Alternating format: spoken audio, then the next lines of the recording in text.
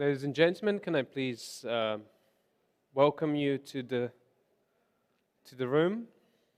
We are about to begin very, very soon.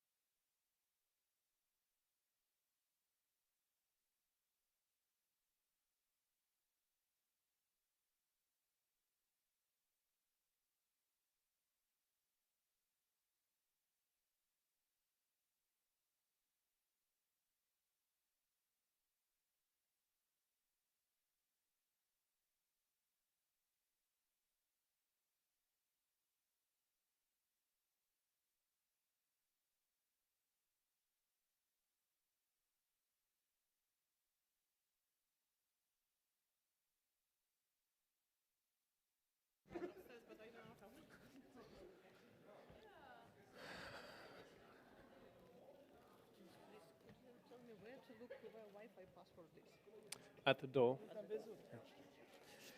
Okay, local heroes, national heroes, governmental, civic, policymaker heroes, heroes in present and heroes in online. We're about to begin the second day of our conference, Cities in Flow.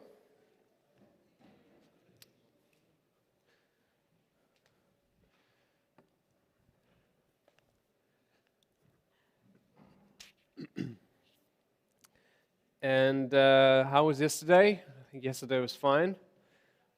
Yeah, our weather management was doing their jobs, right? Please value them because they are the most expensive in organizing this event, right? It's very expensive to get good weather. I hope it's also good weather where you are in Zoom. Welcome on the internet.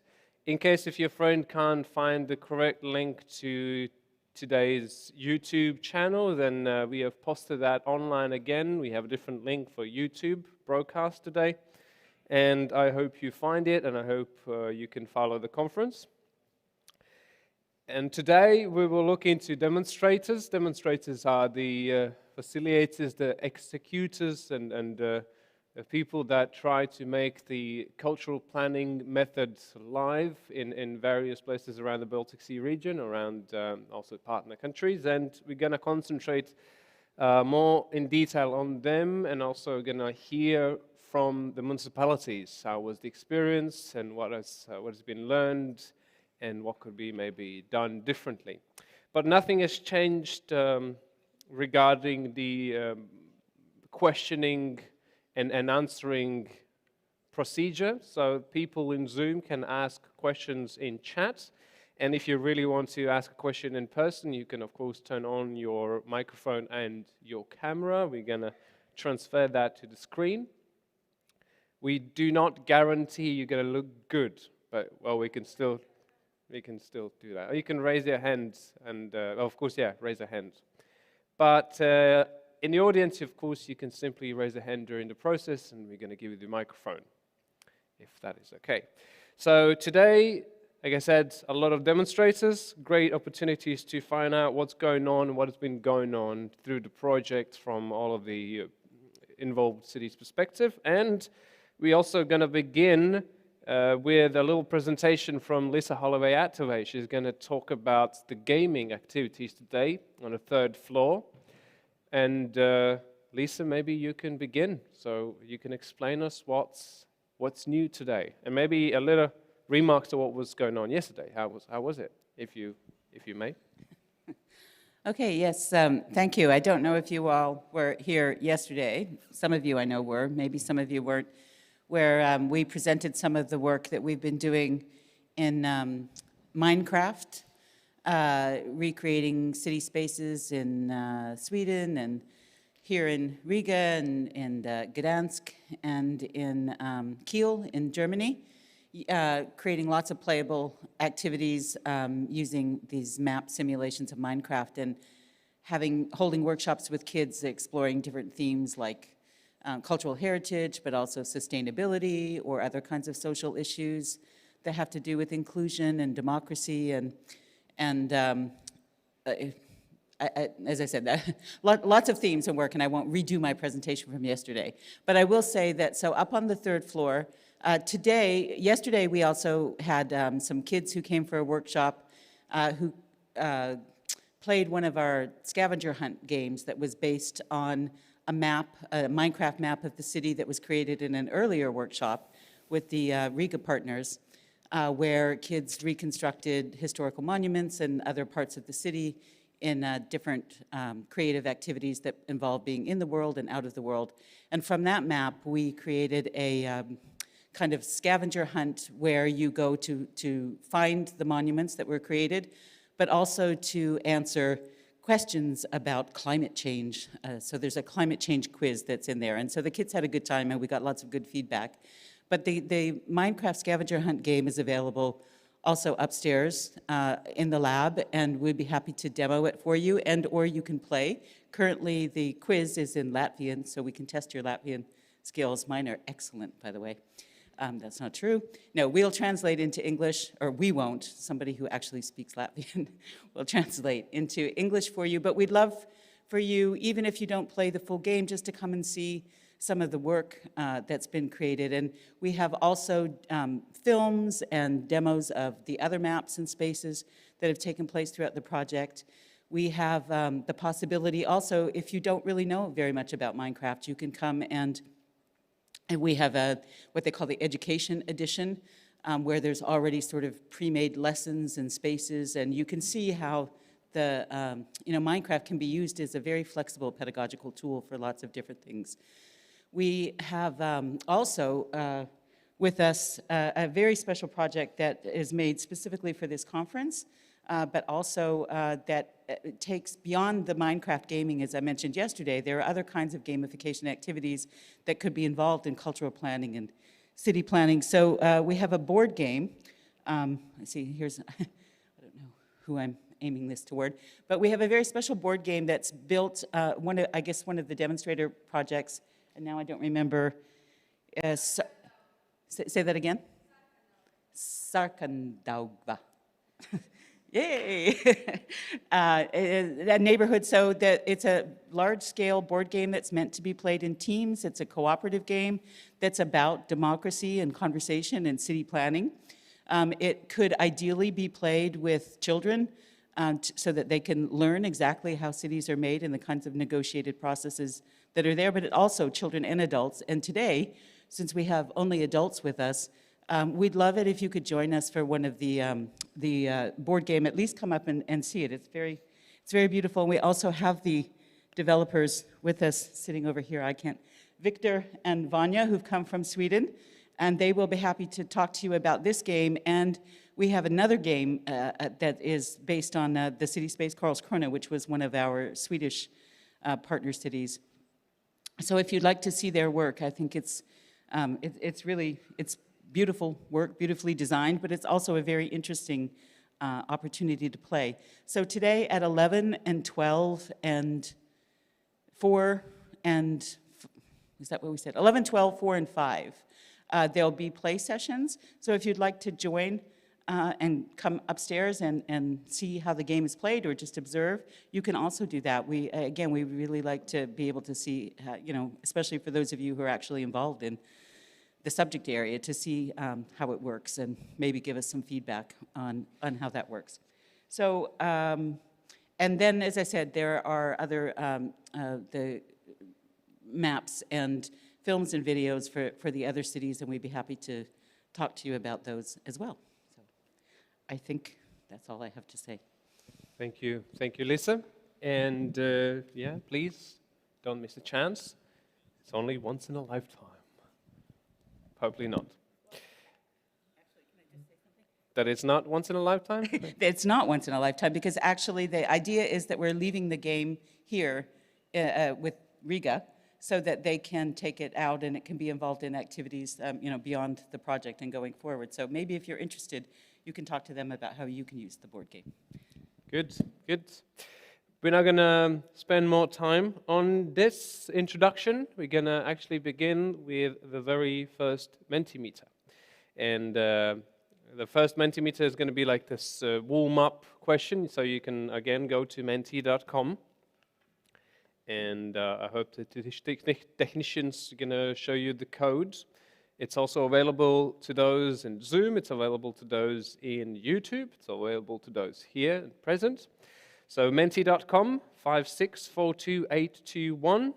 And you can go and check out the fourth question of this conference. What words come to mind when you hear cultural planning? And it's an open question. So we heard something about cultural planning yesterday. We're going to hear something about that. Some of you probably still might have an unclear idea what this is. And hopefully, maybe today we're going to uncover more details about cultural planning, more aspects of it, and also going to somehow prove it that at some point it's difficult to explain, but at some point it's very easy to understand what it is. So, cultural planning. So, what words come to mind when you hear cultural planning? It's community, importance, sustainability, struggle with city authorities. We're going to hear about that today. We're going to have a lot of representatives from cities, so we're going to see how the struggle is going on. Taking into consideration all stakeholders, options, pride, controversial, unfortunately for some, understanding, interesting. I would like to hear about that a little bit more today. And you can see all of these interesting different things. We see community appearing several times, so also appeared yesterday when talking about placemaking. It is an important thing. I love the emoji. Yeah. So please do continue answering the question on the way. So what we're doing, we're going to begin with our first presenter. And our first presenter is Kaspars Lielgalvis, and he's from the non-governmental organization Free Riga, and he will report on Sarkandaugava. And it's a neighborhood that we visited yesterday, some of you. And the topic is called Matching Empty Properties with Community Resources. So, Kaspars, please welcome to the improvised stage. Hello, yeah. Yeah. And I want to invite also Jonas Bihel, my colleague, who was also working on Sarkandaugava. So, 10 minutes is super short to tell all important things, ideas, learnings from last 2.5 years. Really, it's it's impossible. So we will run through the slides super quickly. I try to be in 1 minute to tell what we have done, and then we will give short feedback on what we think was the most interesting and important for us. You want to say hello to the audience? No, okay. So my background is actually arts, and I was running different kind of artistic activities since last 14 years, and Jonas' background is Social planning. I'm a social planner. and yeah, and we both are also the founders of Free Riga, which is aiming to open empty buildings of Riga. And since Riga is shrinking since 1980s, we have hundreds of empty buildings and very many people who would like to run their activities but can't afford the commercial rents. So we are trying to open those buildings for them. And yeah. Okay, shortly what we have done in Sarkandogo. I start with slides. This is neighborhood. We started by mapping all the physical outdoor and indoor spaces which could be, in our opinion, used by local inhabitants.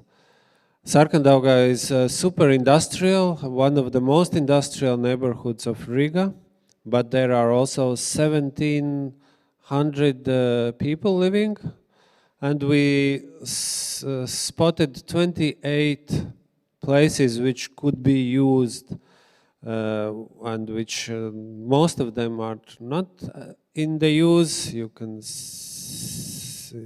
see some of them. For example, here you see there are no people, and in the night it's even more empty. And it was interesting to see in the neighborhood, which is quite small actually geographically, but there are 17,000 people, not 1,700, but 17,000 people living, but you can't meet them, you can't see them on the street. So one of the ideas was how to bring them on the street, that they walk to different locations, and that the neighborhood doesn't look so dangerous in the night and abandoned. So yeah, we selected one of the empty spots on this corner, on the first floor, this ground floor, this empty shop, and this became our temporary office in the very central place of Sarkandogo. And we did meetings with local residents and brainstorms on what could be done in Sarkandogo, and what do they think about Sarkandogo, how they feel, how they feel themselves in that neighborhood, and what they would like to change. So we made also this map of stakeholders who would be interested in more intense cultural life in the neighborhood, and also what kind of emotions do they have about the neighborhood and what they would like to have in the future. We also hosted local residents, Ed Schotten and Inga Erdmane, who made their impressions, visual impressions about Sarkandoga, and also the residents. Our residents were guys from Bureau d'Etours, from Danish organization, which do some different kind of artistic interventions in the public space, and one of them Institute for X in Aarhus in Denmark has been became as a cultural hub for at least 10 last years. So this residency by these three guys were super interesting and valuable. You see Jonas also and Vivian just walking around in the neighborhood, and they had completely fresh impression of about the neighborhood, and they also suggested, and they came up in the end of the residency with some methods how to begin initiatives in the neighborhood. Do you want to comment about? Okay. Yeah, this is you recognize the factory we visited yesterday. And this is inside. They met also some people from who are already working there. They made their own map of their favorite places of the neighborhood. This is one of the models. For example, since in the neighborhood there are many walls, and the feeling sometimes is that you are in the prison, which is the whole neighborhood. And one of the models is Swiss cheese model, when you just make a holes and make everything transparent. And we organized also together with them some activities where we met young people from the neighborhood, and it was also super. 3 minutes. 3 minutes. No, we started at 10:19, I It think. started no? at 10:16. At least 5. 10:16. Okay. So yeah, we did. This is very slow. I would finish by now already. So we invited also some other colleagues from our friend organizations from France, Germany, and where else? Austria, even Great Britain. And so we tried to inspire local people for new ideas. And just to show that actually you don't need €1 million to start a thing. You just need motivation and a little bit of time, and meet the people who are like-minded. So we decided, okay, let's make a newspaper and put all this information in the post boxes of local residents, that we reach everybody, not only Facebook users. And we included also a questionnaire where we asked them what kind of cultural activities they would love to do. And then we made a meeting with those who filled the questionnaire, and these were more than 200 people. But the meeting was taking place during COVID time, so we had a Zoom meeting, and this was super new for them because it was just the beginning of COVID pandemic. And so we had more than 25 local people, and we match few groups with people with the same interests. And one of the groups was started to organize walks in the neighborhood during summer, and another group started to make a mosaic, and another group started to make embroidery. So what was the most interesting, inspiring lesson or activity which we have done for you? So I think, first of all, for myself, I have to say, independently of this project, I have been dealing, Ali knows that very well, our local, as to say, guest and representative from Sakandorgova. I've been working with Sakandorgova for the last 10 years. And for me, it has been some kind of, I would say, kind of a peak, like where everything came together this last 2 years. And I still wanted to say we started actually very much in the beginning with still having a real mapping process. We invited people in our youth center that we have in Sakandorgova, neighborhoods and really started to map at all the people. I mean, we haven't had any contacts before. So for me, the most important moment actually was I think the moment when somewhere during 2019, already quite early stage, after Ed and Inga have been in their residency, and then Institute for X arrived, and the colleagues from Marhus, and with all of this influx that was coming, so I value the residencies extremely high. This is what opened not only the neighborhood for me, but I think also for other people. And this is what I think is most relevant, that you have a tool to open up such a locked place, as you described it, yeah, with all the walls. For me, Sarkandorgova is not so much the walls, but all the transit. We have terribly massive transit going through the community, and the community is suffering from that. It doesn't have its peace, its core and peace. And I think this is where all of the residencies, with opening our mind, also opened the community. So I think when we continue at that point, and even during pandemic to have the opportunity to do something with a newspaper, a super good trick to run with a newspaper. If we have a chance to continue that, then I think very much we have a chance to work on that whole thing further on, but there is one specific point, and that is really relevant, and it was mentioned many times yesterday already.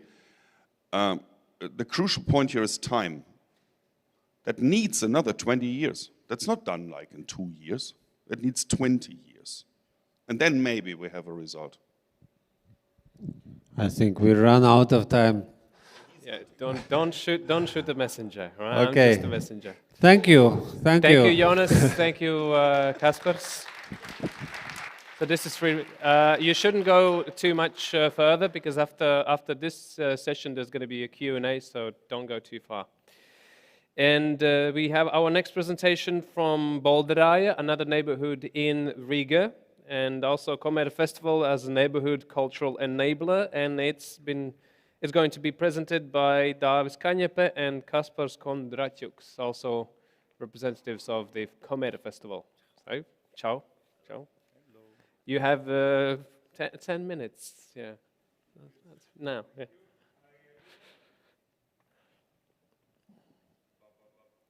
You should turn it on. The button up. Pop, pop, pop, pop.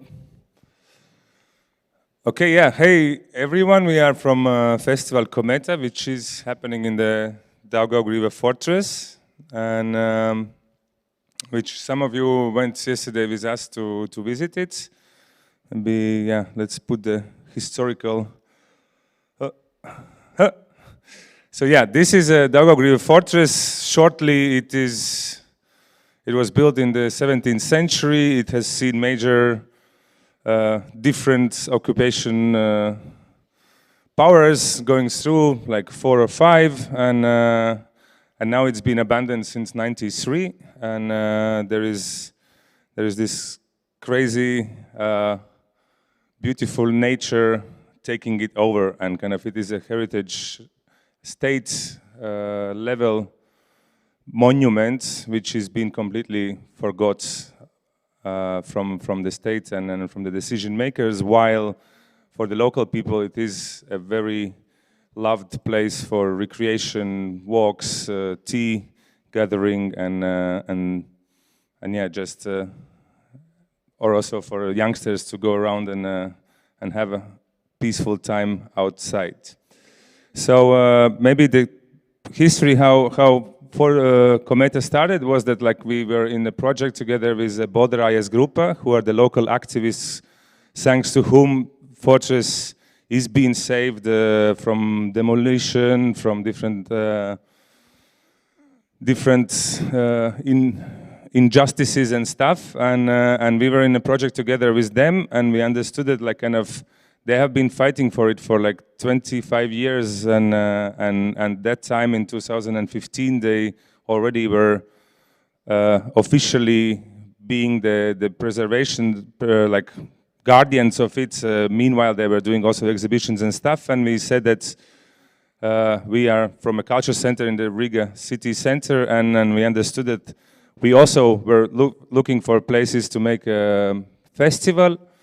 So kind of it clicked together that like, yes, we were also willing to participate in the cause.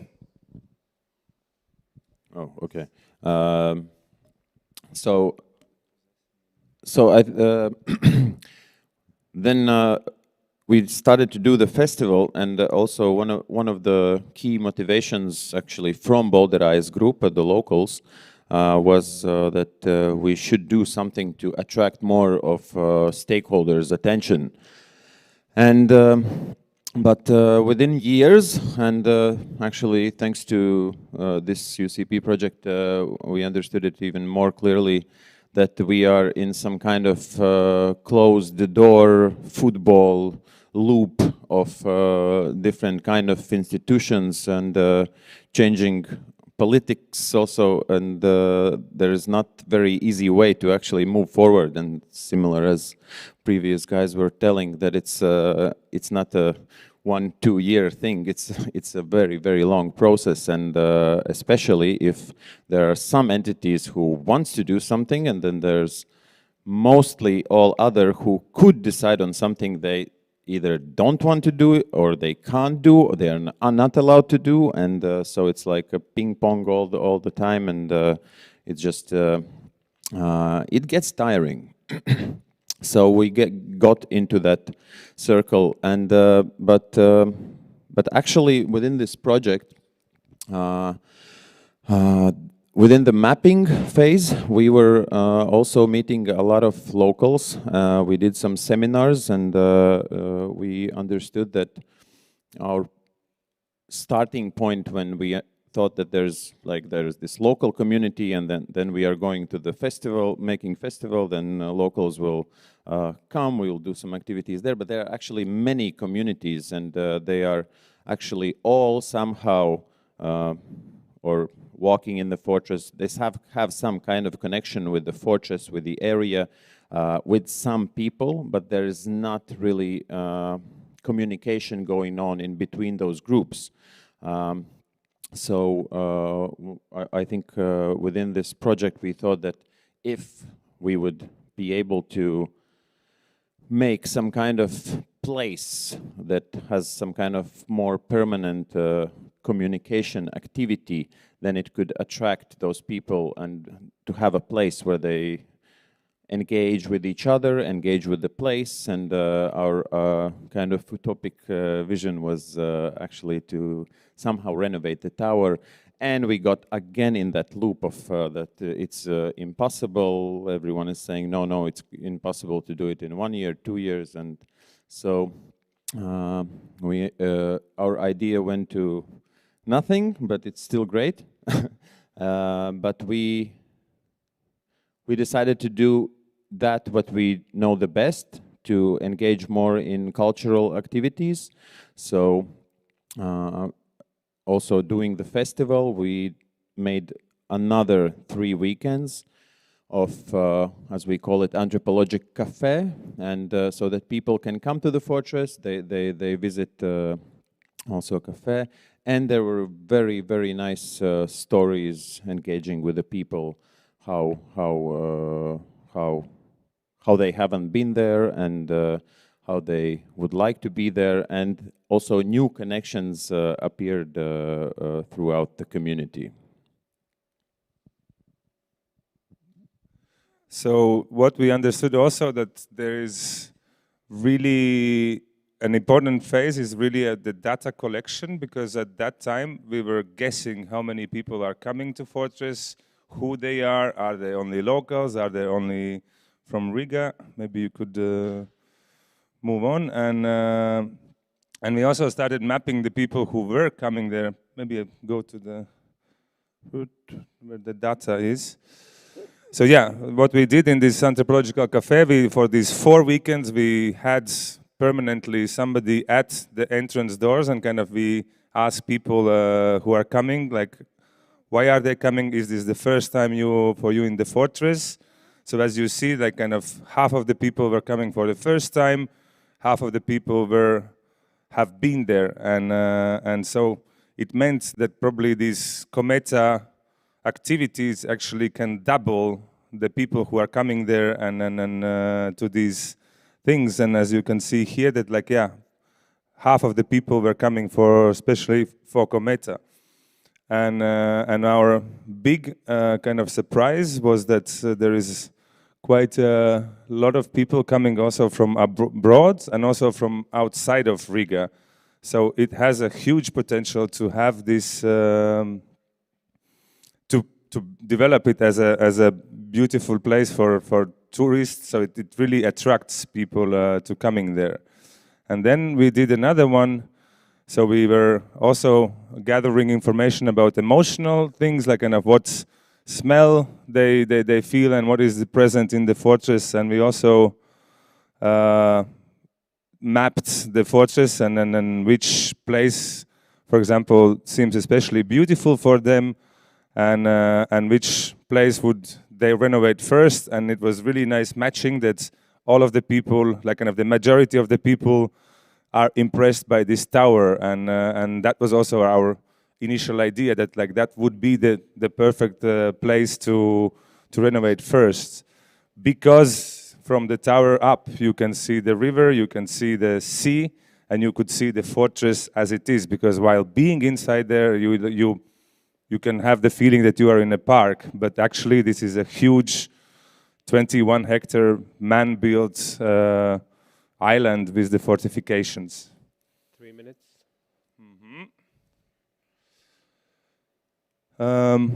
So yeah, we had 2 residencies. Like one was from the group Simca, and they really were chosen and to really dig more into this relationship between humans and nature in the context of urban environment, and Bolderaia and Daugavriva is especially beautiful for that because it's very green. It has a river, it has a channel, it has a beach, and it's very green around. And another one was by Inga Edman and Ed Schouten, Behind the Lines. And so they were mapping, kind of the art practice was mapping and gathering stories around Bolderaia, which are the lines the people are connecting and how they are connected to the fortress, and what does it mean. But I think we will then move more to the conclusions. And yeah, festival program is engaging our own community more than locals, and kind of this is one thing we learned a lot, is that maybe because Cometa was happening before the urban cultural planning project, and kind of with this project we had already these Sundays where we opened the festival for all the local people, and there were like 2,000 people in the second year coming and attending these things. And actually, when with this project we started to focus and do more things thought for the local people, we gained actually resistance, because like kind of until the moment where we were doing our own thing and preparing our own and bringing our own kind of aesthetics and ideas, they said, okay, they are invaders and let's see what they do. But from the moment when we started kind of offering them and kind of thinking that, okay, yeah, we are trying to include them more, then kind of this is an interesting point, that their resistance start to appear. More activities for children could become the uniting force for diverse audiences, because there was a lot of people, like I think it was 30% of all of the visitors who were coming on the weekends, they were coming with the kids. Investing in data collection is vitally important. Regular activities like cafeteria engage people to visit again, and so they have a point where to return. And yeah, we have freed ourselves from the illusion that we are able to invest in conservation or restoration of the fortress, but have acknowledged the huge importance of having a mediator between stakeholders, as the ignorance can make irreversible damages to the fortress, and that is still going on. And just before coming here to this presentation outside, I had a revelation. I started to thought to think about whether this approach of cultural planning can be scaled up. And imagine if Riga is a small neighborhood in Europe, or in Latvia, or Latvia is a small neighborhood in Europe. Could it be scaled up? Because like kind of in a festival, even if we are in a small neighborhood in the suburbs of Riga, we have had more than artists from 60 countries in the world, and kind of we have had 4 continents represented in this small thing. So kind of maybe I was thinking that I would really like to explore how this could be scaled up, and kind of that if this approach could be really put to a whole city in a national context, or for the Latvia in the global context. Thank you. Thank you very much. Thanks.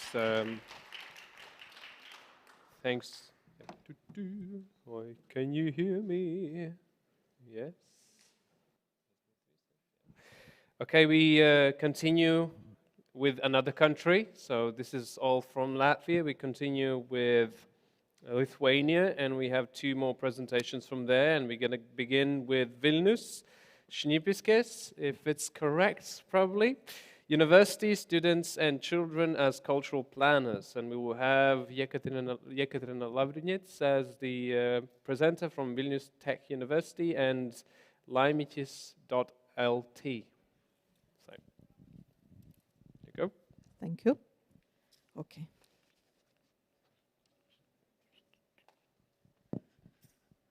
Okay, so hello everyone. It's for those who are in education and in cultural organizations, we know that the process of learning, teaching, inventing, and creating is never ending. And I'm really grateful for Riga conference that you provide this possibility to stop after this several years and to recollect and rethink what was done during this process. But of course, this process has further horizons. We have chosen in Vilnius the district of Šnipiškės because of 2 reasons. One reason that it has a unique historical part with which the NGO Laimikis LT has been working for many years, but also it has the part of blocks of flats, which is very typical for Lithuanian cities and for post-Soviet region. And these blocks of flats, they have both their opportunities and also their challenges, which are typical. And that's why we were thinking that if we're going to continue the work in the district with the students, we could find some solutions for other districts as well. So before we started working with the students of Vilnius Tech University, Faculty of Creative Industries, we made the research about this block of flats area, and what we found is that there is an urgent need in promoting the use of green areas and walking routes in the area, because of motorization, it loses green spaces year by year. So some of the spaces which we were photographing 2 years ago, now they're taken by cars, and more parking lots are being arranged in the area. So that means that we need some actions which would return this thinking about green spaces as about value for people who live in the district, and also for municipality who should stand for these green spaces. And from other hand, as Vilnius Tech University, we always are into involving students into creative processes and research processes. So it was a great opportunity for us to introduce to the students the methodology of urban cultural planning. And we managed somehow to include it into the subjects of urban studies at the university.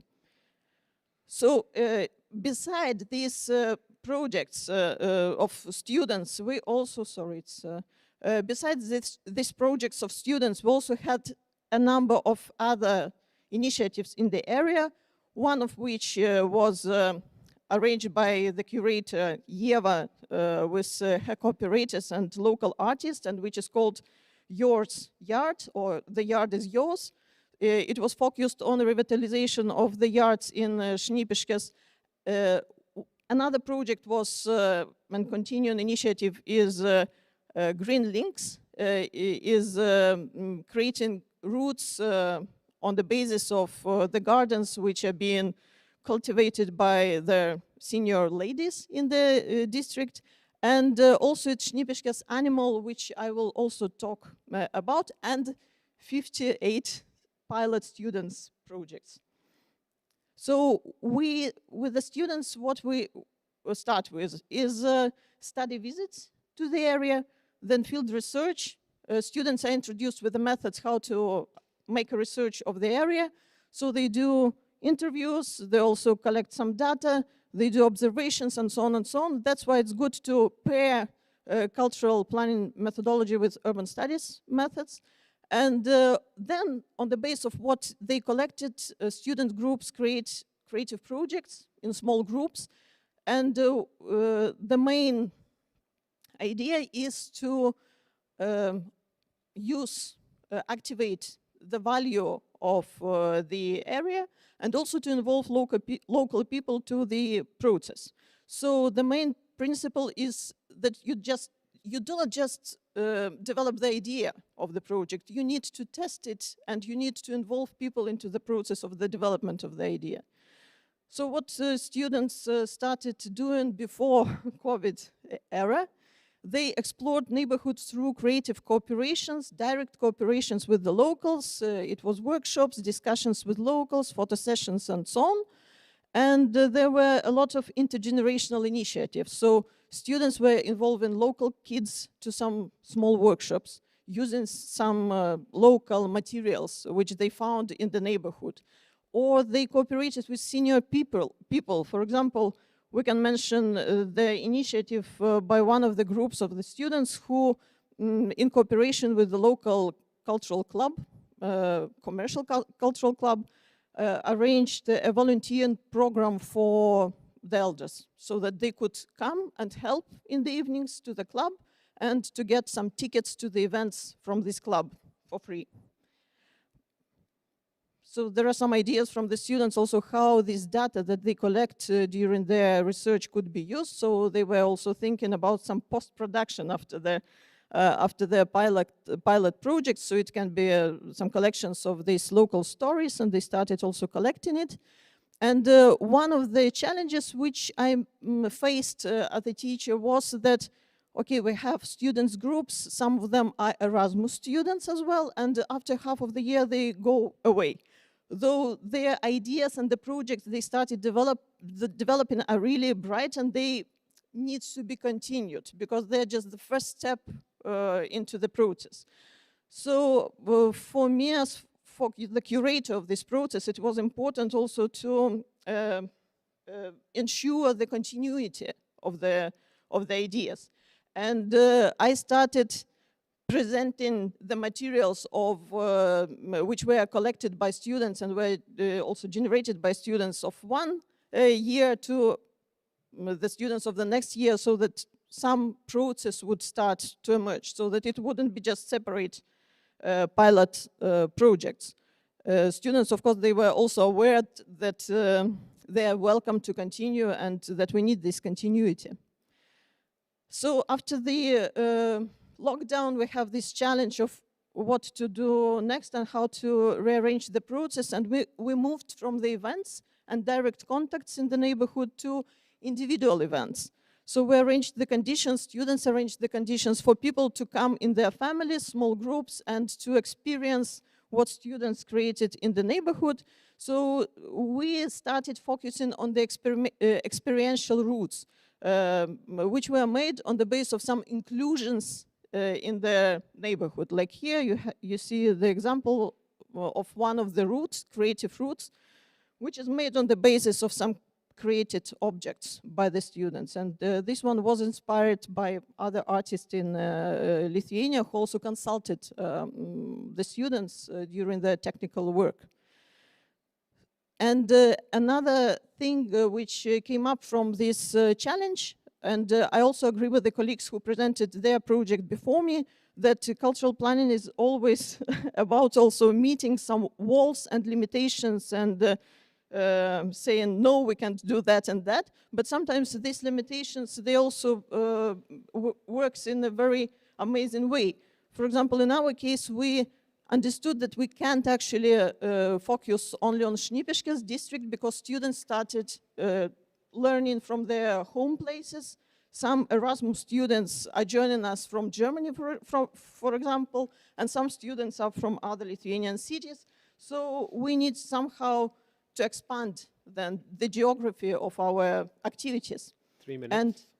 And that brought to the idea that, okay, we can really open up for this variety of geographical locations, and then some new effects pop up. It's one of the things which we found that in smaller cities, municipalities, and all kind of official organizations are very warmly welcoming for students' projects, and they really want students to continue, and they invest into this continuation. So this is the difference, for example, comparing to the bigger cities, where students are very good at finding their partners in the cities so that they could reach, for example, broader audience. It could be municipalities, communities, educational institutions, local enterprises. But in this case, students should play a very active role, and me as curator as well, to promote these cooperations. But in smaller cities, they're welcoming toward these initiatives.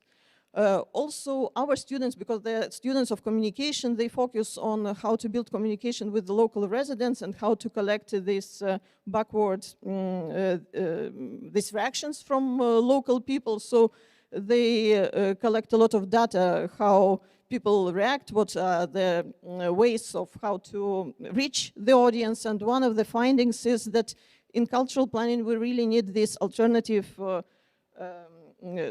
channels to connect to local people. It's not, even if you have active Facebook groups in the neighborhood, you still need some offline communication, and all kind of objects which could be helpful here would be useful. We also had, so here is an illustration of how local communities and municipalities also responded towards the projects of the students. They had great local and national media support and covering for their small projects. And now moving to the involvement of kids to the urban planning. It's also art residences which moved us towards a certain direction. We had Iza Rutkovska, who visited Šnipiškės 2 years ago, and on the base of her visit, we started developing the idea of involvement of local people into the creation of some kind of Šnipiškės animal, because there were buildings in Šnipiškės, small ones, which could be like kiosks, which could be revitalized on the base of these ideas.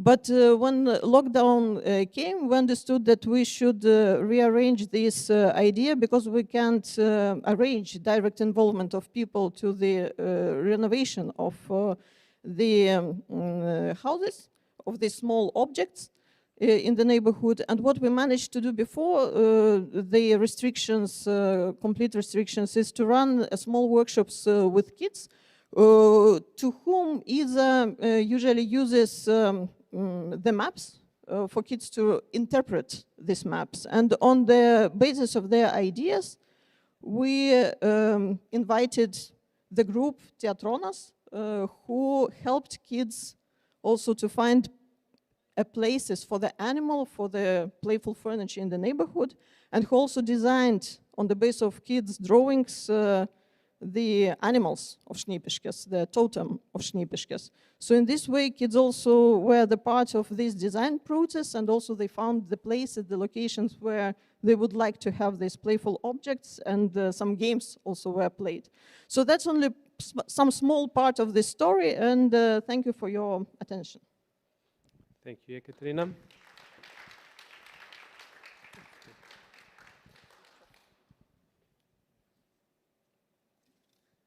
So we're going to continue with our next presenter from Visaginas.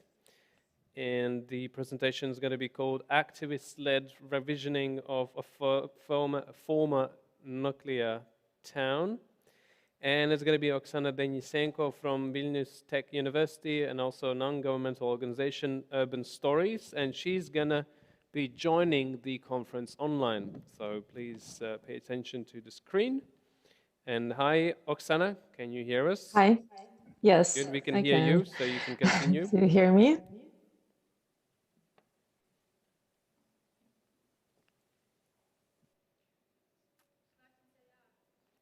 Huh?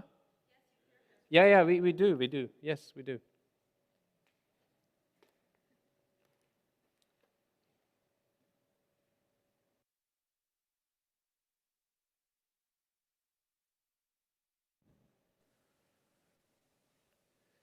I'm sorry, may I share my screen? So while we I are have doing no- little technical things and looking into the screen sharing, I just wanted to say all of the presenters who were here, you will be welcome to come to the stage after this presentation is over. So you will be in a crossfire, hopefully. Yeah, and also the representatives of cities be ready.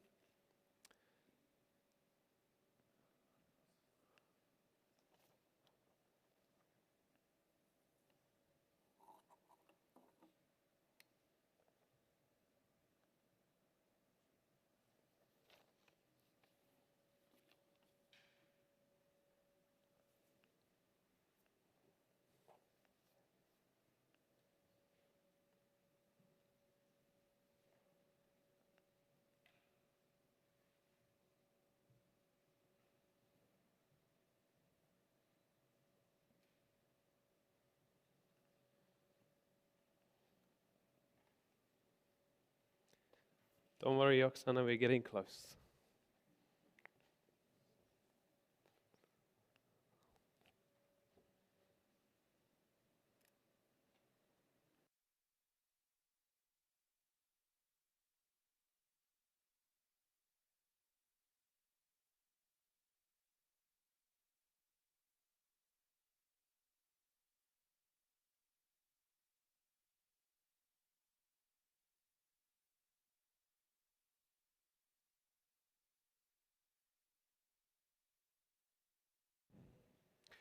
So, are you ready? All right. So you can start sharing the screen. It worked.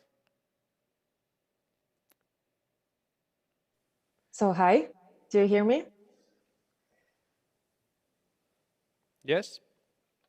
Great. Then I will be short.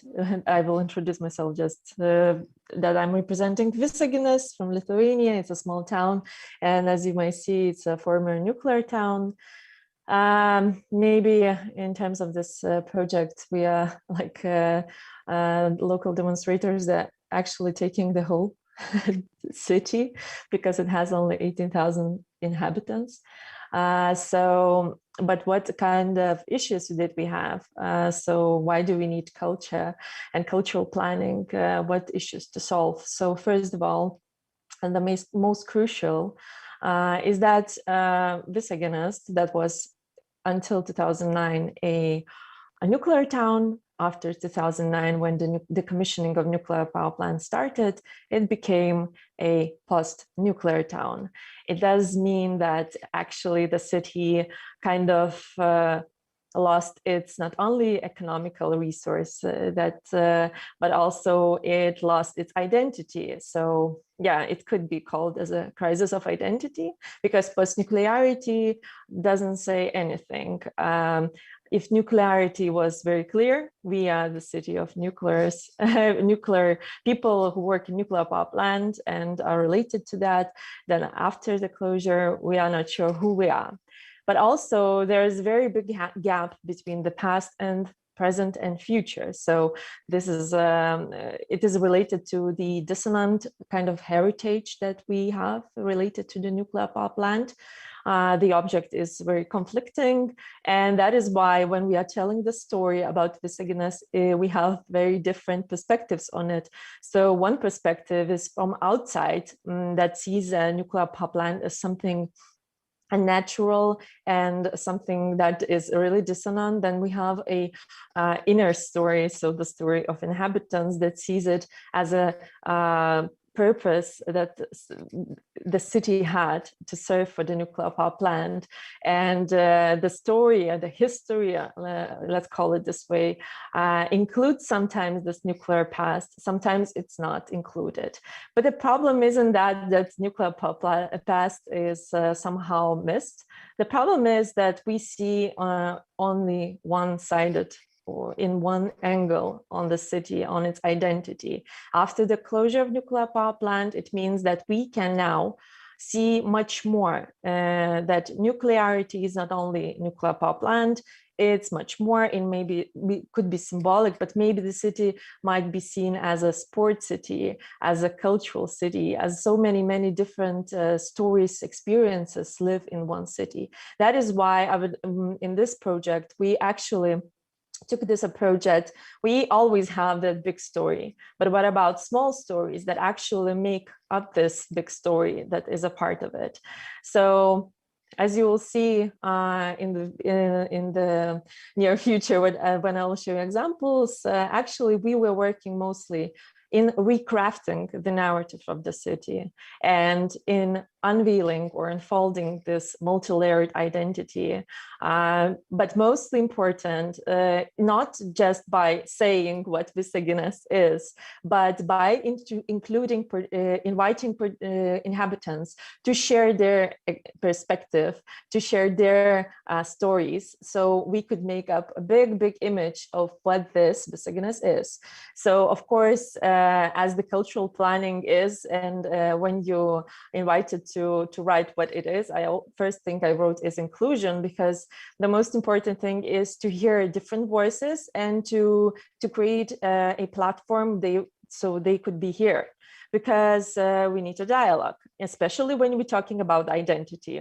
So participatory tools were used very much, and I will tell you a bit about them. So we could show not only this official Visaginas, or this old Visaginas, or city where it has only nuclearity, but also the city that has many cultures, many identities, and many scenarios for the future. So our social groups that we were worked directly was, of course, the elderly people, because Visaginas has this generation who came, the first generation who came to the construction, and actually they are the storytellers. But due to the fact that nuclear power plant was very enormous object, it has a very rich history, and the construction itself is quite interesting. Sometimes these stories are underneath the bigger stories about directors, the most important dates, what happened there and there, but then we lose these everyday stories. So the elderlies are included as storytellers, mostly. Then we have a youth that is actually also creating stories, because they are living in the city and also have some memories, but their role was more to be a creative interpreters, like to use some digital tools or analog tools to transform these stories, what they hear, into something creative that could be understood for the younger generation. So here we see that our intention was also to create intergenerational connection. And then, of course, the community in general, because as you might see in this picture, the goal wasn't to exclude, the other community, but we know that people from very different generations are interested in city or might be interested in it. So that is why we see a city as a whole very often, because in each generational group, we will have those who will be participating. Then regarding the connections, if we have, social groups that we work, then there's connections that are needed or necessary for project development. for activities that were made. So first of all, I would like to mention that Visaginas is very culturally rich city in terms of its size and, and population. So it's really rich of it because we have very big cultural institutions, and each person living in the city is involved in these activities. But I saw during this like 3 years that actually personal relations plays the most important role. Actually, you never should come with official or official letters or someone to the organization, but you should always approach to a person, because he will or she will decide, are we going to work together or not? So it's really important what the person you are meeting to. And also there were already some sort of certain key cultural actors or even a network. So we were sharing ideas with. And I would say that these all connections are based on ideas. So it's the easiest way, to connect, to invite, to just discuss, to share what we are thinking about this or that topic, about the development of this place, or about the creative activity that we're gonna do. But when we're talking about more technical assistance or other infrastructural facilities, then it's we are not that rich of that. So I mean, the cultural actors, individuals are not having these elements, but then we have big institutions that actually can assist, and they, at least in our experience, they assist to us, but thanks to the personal relations, connections, and their willingness to do that. So I will go through a bit fast to the activities that were related to the storytelling. So the whole our demonstrator project is actually storytelling and interpretation of the stories. So the first I would like to mention, we also had a residency, and we had an artist, Lucina Kolendo. She's from Gdansk, and she visited also Visaginas 2 years ago, as in Vilnius. Artist also from Poland came, and she was exploring Visaginas for 7 days. Then unfortunately Corona came and she couldn't come, but we realized her idea to create this tactile workshop where inhabitants might create some objects, like they could explore old objects without seeing them, so they could have a stronger connection with that. So they could interpret what it was used, or how old is that, who was the user of it, and so on. And it was very playful workshop at one side. On the other side, it was a great example how some objects that might seem not that interesting, because these objects were collected from the museum, they don't have a story yet, but by creating them replicas of it, they already start to gain some stories and be related to today. So the hidden message is that everyone creates some sort of history, and someday we will be a history. So the other thing is very more important, or the basis of everything is collecting stories. So the whole time, and still now and in the future, we are collecting stories and will be collecting stories with or without photo documentations, but always interviews, in-depth interviews for several hours. So we could learn about each inhabitant, not each, of course, not 18,000, but still some people who can tell interesting stories. For example, this is a man from construction period. He remembers how to build something. This is Maria. She's from the cultural field. This is I forgot already the names. Victor, and he is from acrobatics. So we collecting very different stories that could inspire for the future activities related to the past, but also to the present and future.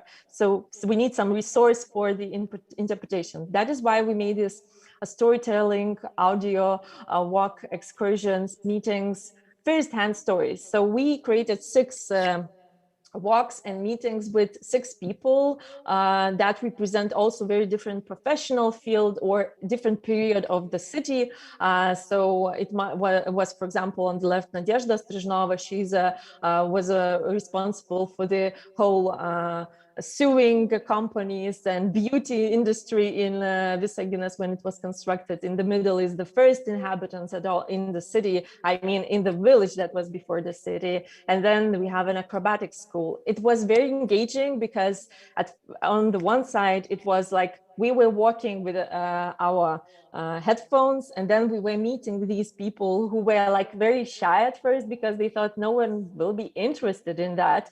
But in reality, we had some fans that were going in each of these excursions and meetings, and they were allowed to, to see an album of photographs, and it was very great connection with different generations. And what was mostly surprising, many people didn't even realize that such things were happening in the city they lived in, because usually you live in your social bubble and you don't really know what happens outside that. The other thing is the creative exploration interpretation, which re-imaging Visaginas was made with youth. So we used mostly photography because Visaginas is a very visual city. You need to explore it through the objective of your camera. But also there were some performative elements like performative excursions and dance performances. Also interpretations of old objects, recreating, for example, nuclear power plant into Vogue. This is a collage made by a girl student who came to the workshop, and then it was used on our tourism centers sweatshirts. Very nice. Then we had a comics making, so storytelling. Also, they needed to create a story by themselves, not only stick to the old stories, but actually to make stories by themselves. So yes, and also we were making totem animals of Visaginas. Everything is to rethink the city that we live in. We know that Visagina is a butterfly city or a city of a crane, but actually we might be some different animal city. And that is why we made this also workshop where people were creating these small figures. And then the most exciting was that we had kind of developed a principle or method of how to work with the stories, small stories. So we created a story on a tile. It's a visual storytelling workshop where we take a 15 on 15 centimeters tile. This is a wooden example of a tile. And we invite inhabitants to draw their everyday stories. So for example, here we see a story from school time of one already adult who remembers a playground that was already now is gone. So it's depicted on this tile. And this workshop is really also, so it evokes conversations and dialogue. So it's in one of the neighborhoods of the city.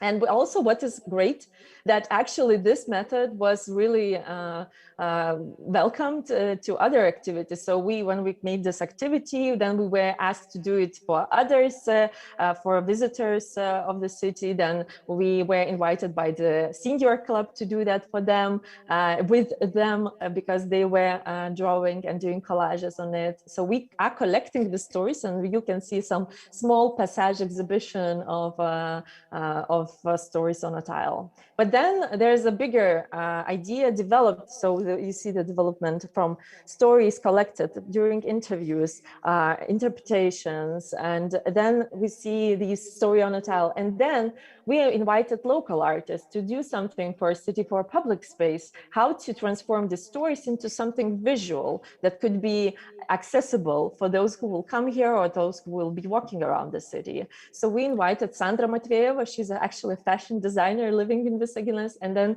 we have a ceramist, Nevena Shishilova. They both were, it's the first time for them to do something for the public space, to do something with stories, to work on that. And they were really excited to do that. I'm excited that they agreed to experiment. At first, everything started by listening the stories and then converting them into images. On the left, you see the stories. On the right, you see some other elements that I will tell you what is that. So firstly, we have two identity topics. One is, of course, the stories that makes the city. Then we have architecture. Architecture is also very important in our case because we are kind of Soviet modernist town, and then we are facing the renovations that sometimes we're losing these objects that creates a uniqueness to the architecture. So this is an example. We took an element in the city and converted it into a concrete object, concrete tile with relief. So the people could touch it. Then, for example, there's one of the stories that were included. So it's a story of acrobatic school, and one of the first halls of this acrobatic school from this meeting with the acrobat. And then the result is that we actually take the most unexpected places. I mean, the places that are not like seen as a touristic spots or something, but really random places. For example, near the acrobatic school, we have a small wall, very small wall that like it's unexpected to see something like that. So you can see the first viewers of this art object. So they already know what to do to touch of it. Then we have another. Can you wrap up? Yes. Yes, I already finishing. So it's the last thing. So I wanted to show it's actually still ongoing and we will have much more. And this idea was well accepted and we are continuing it in the future with other stories. So basically what I would like to finish my presentation with that actually it's a great culture and cultural tools that we have. These creative tools are amazing for identity problems and just to inclusion. Inclusion is guaranteed if you could make constant workshops with the community. And I see that this all activities are going beyond the scope of this project because we, for example, already having a good connection with the architecture department with Agata Lavrinovich, where she initiated reconstruction of one of the objects in the city that we used for exhibition, and it was great. So I believe that we are going to the right direction. Thank you. Okay, thank you, Oksana from Visaginas, and round of applause. And before I give word to the city representatives, I will ask Kaspars, Jonas, Davis, Kaspars, two Kaspars, always beautiful, Yekaterina, and also Oksana to be here and present, to come on stage and reflect on what's been done. But before that, yeah, please do come on stage, take your seats. But before that, I would like to give word to Liva and Trevor, just to wrap up a little bit, since they were also responsible for the demonstrator activities, to give short insights and comments. And then we will go down to reporters. You know, I learned every single name in this conference, but I forgot to learn the reporter's name word. So we're just going to keep it down to reporters. So Kaspars, probably now busy. Jonas, Davis, Kaspars, Yekaterina, and Oksana also, please be online. And Liva and Trevor. So maybe Liva and Trevor can come and give the first comments. You have a microphone there. Good. Yeah, okay. Well, just a couple of comments on the top. What I think is I think we got a really good impression of the processes, of the activities, and of the varied, you might say, methodologies there were. And I think you focus very clearly on specific things which were really meaningful, as to an example how this approach can be interpreted in a way. I'd like to just, I missed a bit in a way how you thought that it affected the place now and afterwards. Not that you can predict anything, but what has it actually changed? And I don't think I'm looking for an answer as to how the formal structure has changed, how the city might adopt things or whatever, we can't know, but how you think the so-called reality has changed. Not for you as a project, not for you as manager or artist, but actually for the place. Now, you can interpret the place in many ways, but how has it changed? Or what is the potential for change? Or does it know itself better? Or are there other voices around? And these kind of things is really, really important, I think. And this has to do with also understanding that what we're dealing with perhaps is, I think if you look at some of the writings of Deleuze, for example, you can see about, are we talking about another interpretation? Are we talking about another sector or analysis or whatever, a typology? But you said it very clearly when you're talking about Visikinas, in that this is another layer.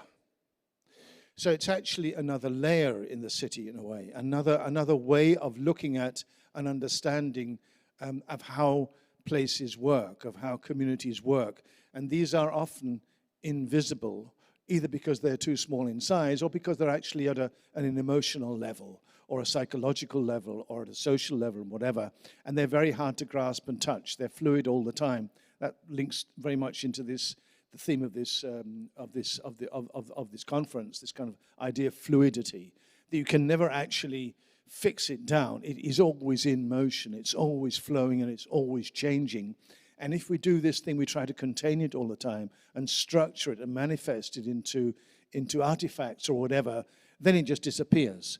So it's not something we do and then we have a result, but it's actually something we have to do all the time. It's like weeding the garden or whatever. I mean, we have to do it all the time. And I just like this idea of the continuous drip, drip, drip, drip, drip, drip approach. I just like some comments on about how you think it's actually changing. Thank you. That's very nice question. But yeah, I think it is something that it needs dripping. Well, I can relate from the time not only when the project started, as our activity started before, and I think within our activities, including this project, as we were doing more activities, we were being more present, doing different kind of workshops to make seating and stuff like that, and just small infrastructure things, and approaching more and more people. I think this, what we mentioned in presentation, that locals started to be careful, but actually, within last 2-3 years, there were activities in the fortress before our activities, for sure. I mean, from locals and other organizations, but now there are much more. There are different. There are choir, some event. There's this now. Bolderais Grupa is doing this weekend 3 exhibitions. Yeah, kind of. They acknowledge that okay, we have to do something more also, and I think it's beautiful. I think it's really beautiful that there are a lot more activities happening, either out of like, oh my God, we have to do something because they are doing too much of something, you know, like. But I think it's good. I think it's good, and it makes this place and area more alive, and of course, even more activities attract more attention than to city or state, you know, like.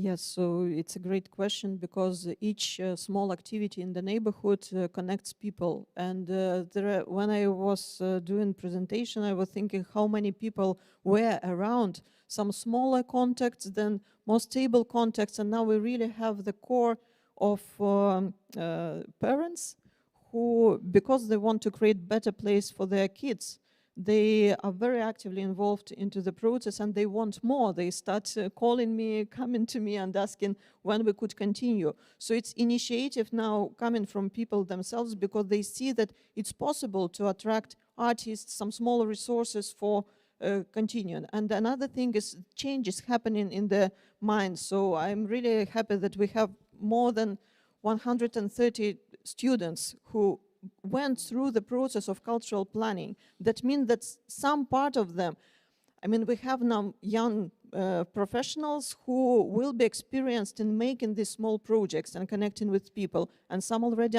anchored in other cities. But we also have to mention Oksana was your student, wasn't she, as well? And you can see quite clearly that. I'm very proud of her, actually.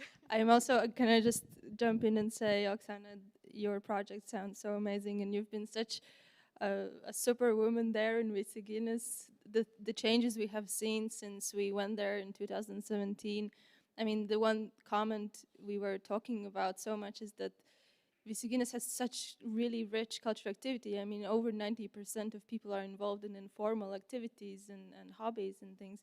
And you couldn't see that in the built environment. All the facades were beige, renovated, and really outdated. Also architecture, some of it, of course, heritage. But through your process, you've come to this understanding that this is how we can translate stories in public space. Not only some artist coming and putting a mural, which is kind of taken out of context, but you've gone through this process where it makes so much sense what you actually put on the walls. And so I'm just so happy for Visaginas and for you, and yeah, well done. Thank you. So may I continue regarding this, what is not the result, of course, there's no result. I mean, there's no kind of tangible result, but I see really, as Yekaterina said, she's working with students. I see all the also not pupils of schools. So they are also participating very often in the same, in other my activities. And that is great because they are already interested about the city they live in. And it was actually, and still is, the main goal, like to make people notice that surrounds them, that people other surrounds them, and that we could, and you as a person can do anything. So that is why it's so great when you see so many independent initiatives. So we have here also a representative from Visaginas, Julia Svidenina, who maybe also will share what she sees in the city. But I see that it's great that not only you or 2 or 3 people do that. We see that the numbers of this initiative people are growing. And we already see that they are going outside, to the outside, not inside the building doing activities, but going to the people. And I hope it will continue. Well, I see that it will continue, but it's some sort of renaissance in Visaginas. So actually, thanks, Oksana. Actually, I mean, I'm all the time thinking, to be very honest, that's not only like a feedback based on Sarkandagova now, but especially on Sarkandagova, since it is a place, a community, but also really a place, or as to quote Mats, a place that is really silent and always has been very closed up and conflicted with all its communication lines and everything. But what I feel within the last, I'm not talking now about the project time certainly, but within the last 10 years, the place has changed, seriously changed, and tangibly changed. People are far more standing on the street, communicating, than I have seen that 10 years ago. Absolutely. Is that only the impact of all these small initiatives, these drips, these small little drops that all the time continue to do something? Or is it also a general social change and cultural change, which for sure is taking place, and we in Riga can feel it massively. Riga has changed so tremendously in the last 10 years. It's crazy, really. But anyhow, I really feel that there is, just yesterday when we had the walk in Sarkandagova, I have observed several sceneries, situations on the street I haven't seen like just a few years ago. So I'm actually really, I'm happy just about this small little tiny change, which is even visible. And I think this is something which, without all of the impact that has happened in the last years now, wouldn't have come. But I need to add one issue, which is very important, especially also because I see Gunter's sitting here and other ones from the city council. it is important that we put those territories, those communities, those places on the map of recognition of officials. In our case here in Sacandaugava and with our officials, we are really happy. Yeah, they are recognizing, but there are also still districts which are completely neglected and communities still today in Riga. And we have to change that. We cannot continue with that. If they don't get attention from top down, they need this attention, 180%, not just 99. In a way, this project is, you might say, in theory, but also in strategically about creating social innovation.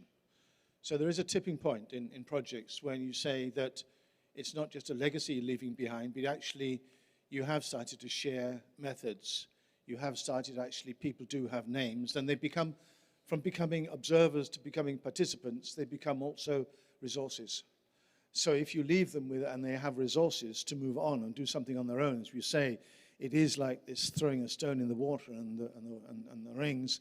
It is actually making an impact and showing an example and actually showing people you can do it yourself kind of thing. I mean, it's this chain reaction, and maybe you can just withdraw and it will just go on and on and on. Ideally, that's what should happen, although it never does. But this is really important to do events which don't just connect and you draw them in and become more and more centralized and controlling and build programs in a traditional way. You are all the way talking about how to make sure that the energy flows back, flows back, flows back, and flows back. And it is the responsibility of people. And what I'm hearing from you is that there is this sense of being responsible and being wanting to make a difference and having a social conscience and having a social role, and not just being a private person. So how do you become, you are a private person, but having a social role, and that needs to be recognized, as you're saying. So actually, if you're drawing maps of social innovation, the potential in the city, we need to draw other kinds of maps. And these are the silly little maps which you're actually drawing. I mean, whether they're kids' maps or whether they're gardens maps or whatever, those are the maps which actually trace this and documented it, which is interesting how one could do that. But now I think we have to go over to the city's representatives to come with some comments. Thanks. Yeah, I mean, I guess some of those things that you're saying is this kind of sense of citizenship, and that can be translated in very dry number voting turnout. And this we have seen dropping drastically in the municipal elections. But anyways, maybe this is a segue that we can now get in touch with the municipalities. I know Gunter Struskels from Riga City is here. Yeah, if you could. And then we also have someone from Vilnius and Visaginas as well. So we have Gunter Struskels from Riga City Council Development Department. Then we have Dr. Živil Sederevičiūtė Pačauskienė, and she's the Dean of the Faculty of Creative Industries, Vilnius Tech University. And also Julia Svidaniene from the she's the Deputy Director of Visaginas Municipality Administration. Both are going to join from Lithuania online, and we have Gunter's offline now. Yes, offline, yes. Yeah. Good morning. In flesh. So please, starting with Gunter's, maybe you can share your insights. So about demonstrator projects, yes, we are really proud that we choose this both artists and community drivers from Free Riga and from Kometa, Kaņepes Kultūras Centers. It's very different approaches. Actually, a lot of similarity if we see all 4 cases from Sarkandaugava, Šnipiškis, Visagina, and Daugavgrīva Bolderāja, but a lot of difference as well, especially in our Latvian Riga's case. For instance, if we speak about Sarkandaugava, it's more urban diving, how we mapping activities, how we find active citizens. Yesterday, chairwoman of Riga City Development Committee, Ines Andersson, were open this closing our conference, said that for us very important active citizens, and we know how to not easy to find it. I'm dealing with neighborhood movement for more than 10 years, and I know it's not very easy, and in Tsaruka and Daugava you try to do it. In Daugava it's another case because it's existing festival, medium range, but it's very interesting, but they are outsiders for community, and community probably it's outsiders for festival before, and they try to engage community into festival vibe, this international vibe, and with different cafes, and this foreign residents work with communities is behind the lines in Simca. And yes, I think it's another story. It's more about place. Yes, it's Fortests and Kaspars in presentation said, I suppose, very good sentence. It is quintessence of this project, that from focusing on physical space to creating opportunities for artistic interactions. I think it is quintessence of the UCP project. And so, yes, and what we can learn from it is that, yeah, community artists can be a community drivers. It is possible. And yes, that is the first, my impressions. Maybe you have questions or so. Yeah, okay. So we had in Riga the stakeholder group meeting. So we just recently also had this discussion. There were some takeaways from that. There were some struggles for the demonstrator projects in Riga, and they raised them. And we started talking about possible future real scenarios of how we can support these kind of activities.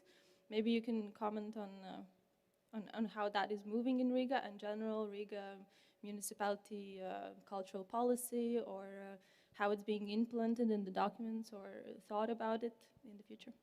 Yes, I try. I have to leave something for tomorrow's debates, but yes, it's definitely continuity. It is the main challenge for this project. Not only this project, this method, as you said before, this drip methods have to be, because when you find these active people who can take leads with this method, if he has no support, he can be burnouts. Yes, definitely. We will see in community development here in Riga a lot of burnouts of the leaders from the different neighborhoods.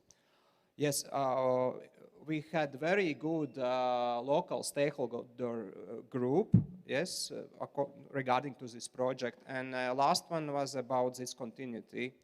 And we in the city think how we can reorganize our finance support, because one of the thoughts after the project that it can't work independently without city support, to be honest. Yes, and definitely we have different programs, but we need things about more long-term or medium-term programs, not only from project to project.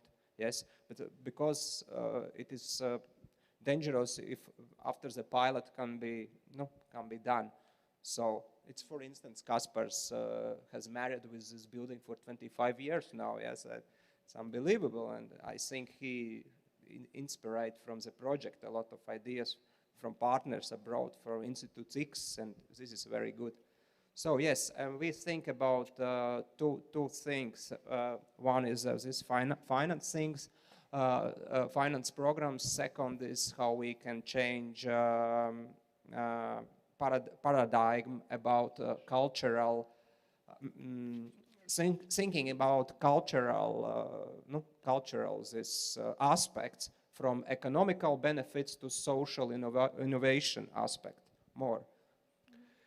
Okay, maybe we can hear some comments from other representatives. Do we have Živile in the area somewhere? She was here and then she's gone. There you go. Yes, hello. We can hear you. Hello. Good day, everyone.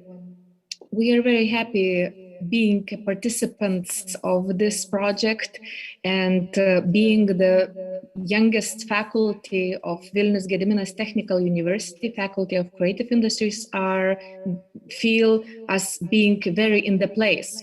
because from the very beginning, when the faculty was established in 2012, we had this goal to contribute to our town, to our country with creative activities, and cultural activities of the town were our priority. So having Yekaterina in our team, we succeeded to communicate with lots of social partners. We established, integrated the subject, first of all, to two levels of our study programs, to bachelor study program and to master degree study program. And our students already, if I can count right now, 8 generations of our alumni already have the competency of cultural urban planning to contribute to their towns. A lot of examples we can provide that our students make some changes, short-term changes or long-term changes in their cities, in their towns. For example, Rokiškis town, Kelmė, Anykščiai town have our students' projects that they are proud of, some changes in local communities, in municipalities' way of thinking. They established a lot of areas that, with some soft means of activities, they changed the situation, attracted a lot of people, tourists, and schools. Those activities joined together different stakeholders to work towards the identity of the town and towards the attractiveness for the tourist. We have the strong cooperation with our Vilnius town municipality. They are happy to have our students' activities that change some remote areas of the town or areas that were not so attractive before. Those areas, as Šnipiškės, are involved in the tourist guided tours after our students and our teachers' interactions. So there are many changes that our students, our professors already made to the town. We have quite strong cooperation with schools. Students go to schools and involve primary school students, general schools pupils to those activities, teach how small steps can change behavior of the citizens, of the residents. So these examples are really, how to say, it makes us visible as the university, makes our goals visible. The contribution to our town makes us happy as we prepare students being able to make some changes, and also it changes our way of thinking as faculty. We are not closed anymore, not focused only on academical achievements. We see that we can make changes right away, and we can observe changes with the scientific approach of our residents. So mainly that's it that I wanted to note shortly to your conference, and just to say thank you that you involved us into the project of urban planning. Thank you very much. Thank you, Živile. We have Julia from Visaginas. Hello, everyone. Greetings from Visagina, small town from Lithuania. First of all, a huge thanks to Oksana as an independent public figure who grew up in Visaginas, a patriot of our town. This is a person sincerely creating cultural projects on her own initiative and making our town famous. activities organized by her gather cultural activists to act in the town spaces, to work for the town. As a representative of local government, I would like to know that Visaginas has a diverse cultural life. It holds large-scale international events, International Country Music Festival, International Theatre Festival of Mono Performances, International Street Theatre Festival, International Festival of Minorities Traditional Culture, and so on. Visaginas municipality has a great experience with international and infrastructural, cultural and social projects. I would like to note that one of our goals in cultural policy is to create as many opportunities as possible for the residents of Visaginas to receive similar cultural services as large cities, to experience high quality professional and innovative culture. At the other side, it is very important to create conditions for various citizens' initiatives. We promote the involvement of the community in cultural life by increasing the community spirit, the creativity of the population, and strengthening their cultural environment and abilities, enabling them to initiate new cultural processes and at the same time better exploit and disseminate the great potential of multicultural Visaginas. As for the first goal, we can already enjoy the best results. Already this year, the cultural program of our town festival has changed. Residents and guests could get acquainted with the traveling opera, modern dance, and art installations, performances, jazz, cinema, and so on. This year, for the first time, Visaginas have Space Festival, which was attended by foreign and Lithuanian artists. In the future, they plan to return with residences, educational activities, or their new projects. The audience of Visaginas proved to be open and to innovations, which motivates to continue the renewal, leading to the status of a cultural attraction center. It should not be forgotten that the cultural life of Visaginas municipality is enriched to a large extent by public organizations, especially those representing the interests of national minority communities. I would like to know that more than 40 nationalities live in our town. The role of ethnic communities is enriching the cultural life of the town.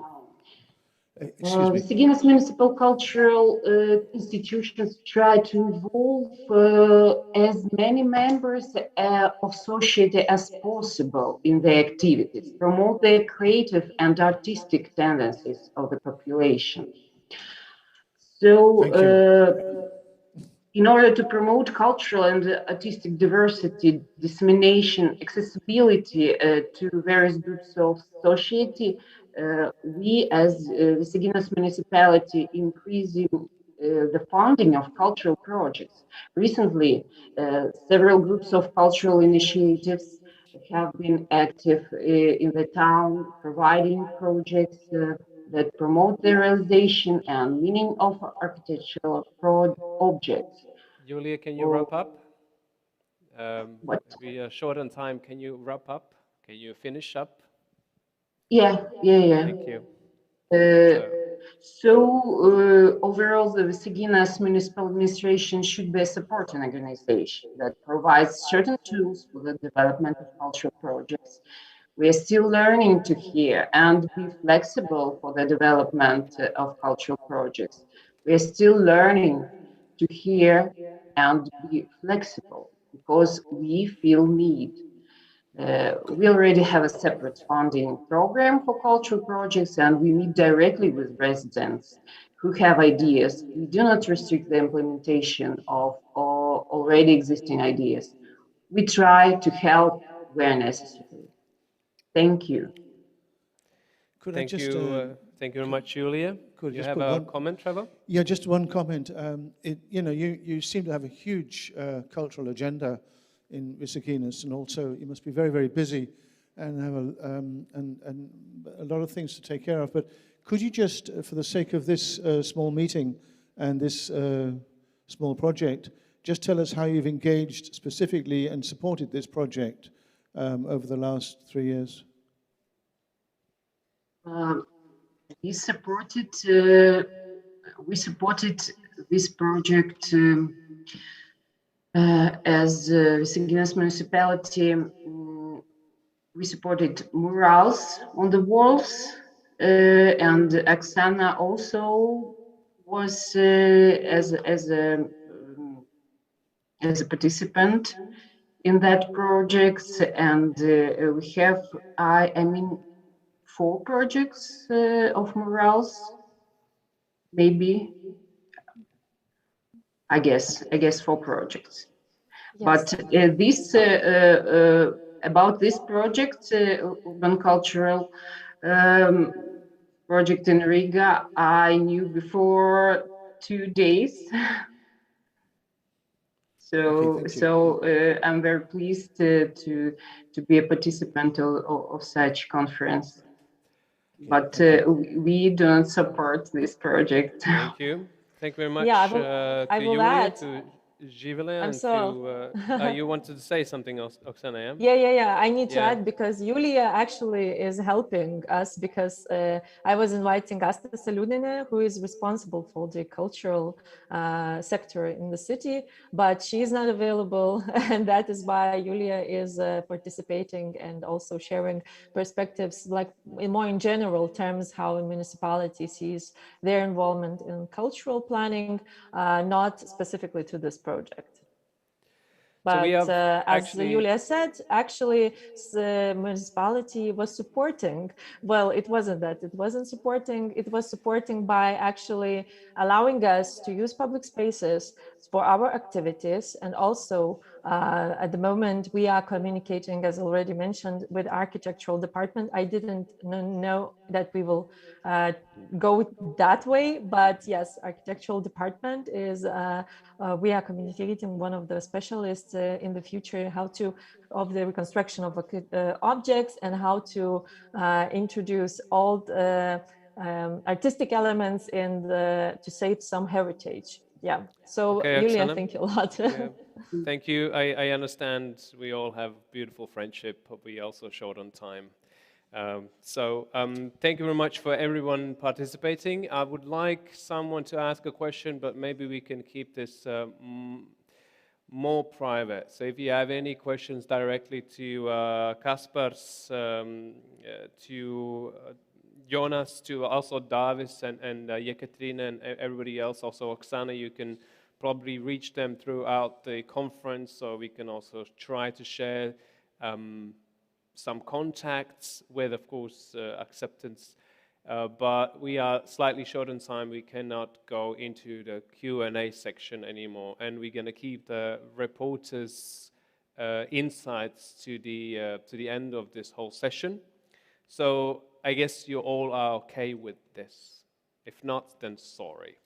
Anyway, thank you very much to Free Riga. Thank you very much to Festival Comet, to Laimitis. Thank you to Vilnius Tech University, also Riga City Council, Vilnius Tech University again, and Visaginas Municipality Administration, and everybody who participated in this whole thing, and also in the discussion. And thank you, Trevor and Leva. Thank you, everybody.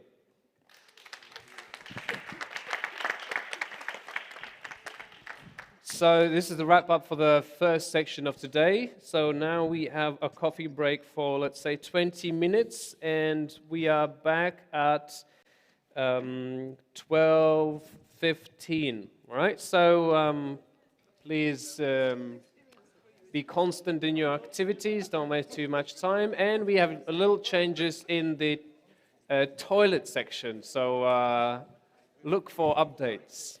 And see you all also in Zoom and also in the audience at 12:15 Latvian time. And can I remind you that there is a gamification studio on the 3rd floor with our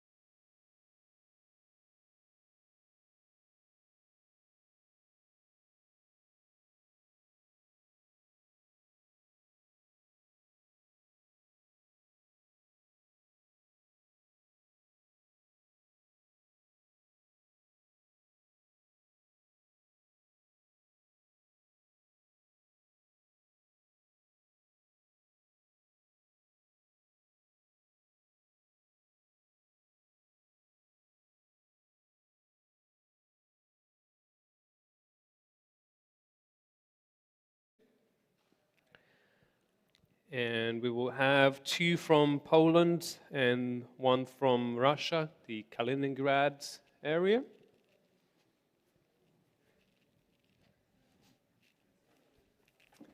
Just in case.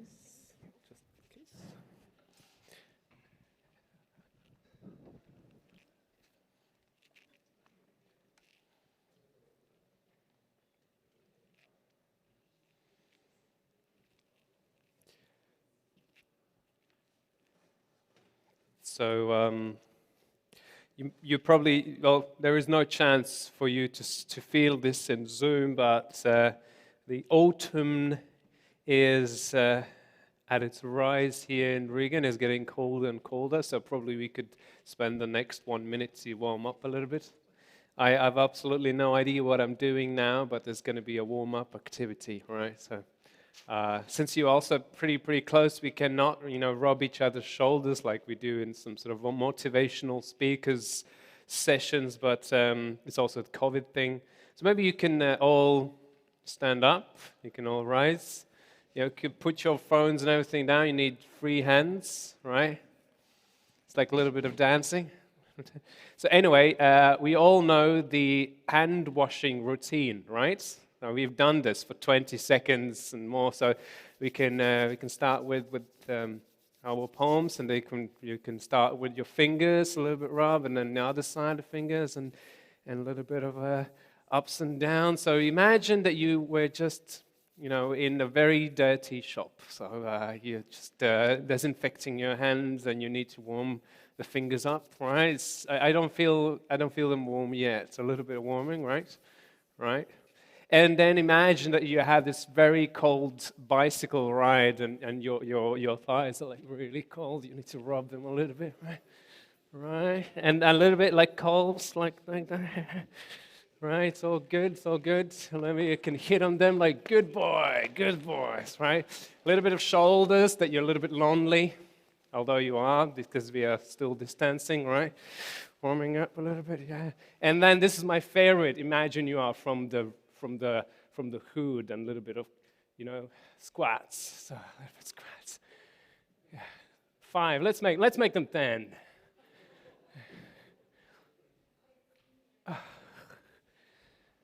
Yeah, feel energized. Very good. Everyone is looking at us and having a laugh of the day. But we are now warmer, aren't we? Right? Good. Good. I just had my extra calories burned now. So let's continue our next session with Kasia Werner, and she's a social animator, activist, civil servant in Dansk. And she will report on Novi Port, mapping the neighborhood DNA and creating a district vision. So you have 10 minutes, like everybody else. Here you go. And in case that is the remote control. Okay. Hello, everybody. Today I'm going to present you in brief how we researched my district, the neighborhood DNA, and prepared visions of the district. As already Martin told you that I'm a local activist and an animator. I live in Novi Port since my childhood, and I'm dealing with social projects like placemaking, local identity integration, and on this basis, sorry, after those physical exercises, my breath is really intensive.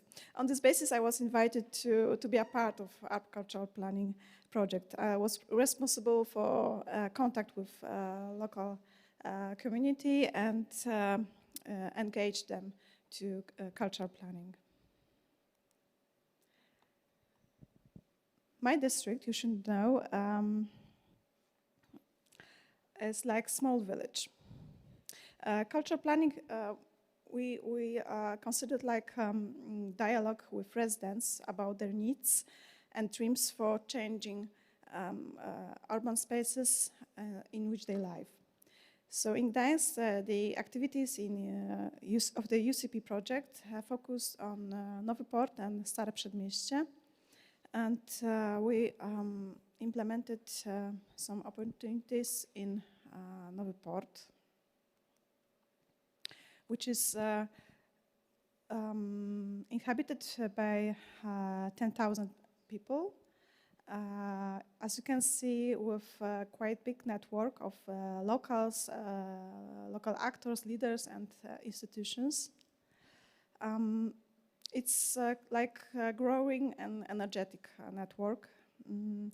As you can see on this map, we have quite extensive network, and our aim was to draw on this resource and active the social imagination and turn it into a long-term engagement process. So we decided to make research basing on SWOT analysis workshops, interviews focused on mental maps, of course, photo walks, field excursions and workshops, guided walks,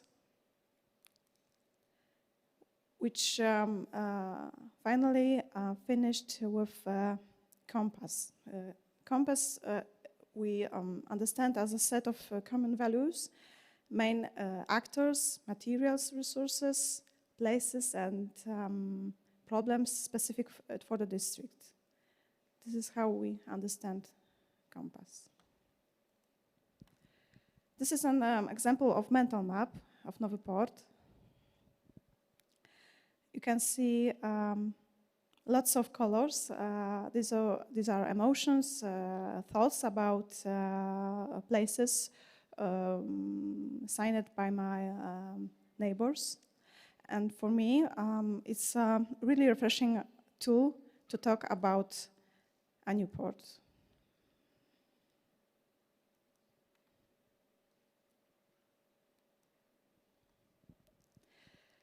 What I wanted to say you today is like my reflections on lessons learned about checking DNA and preparing compass in Nowy Port.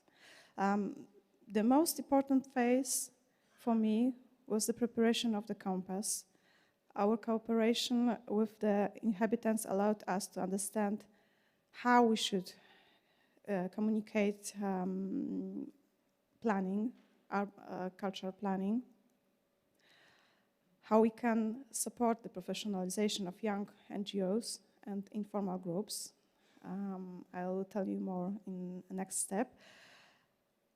Those methods are quite unique for me, and I really like the fact that the resident needs, her or his needs, are at the center of our attention.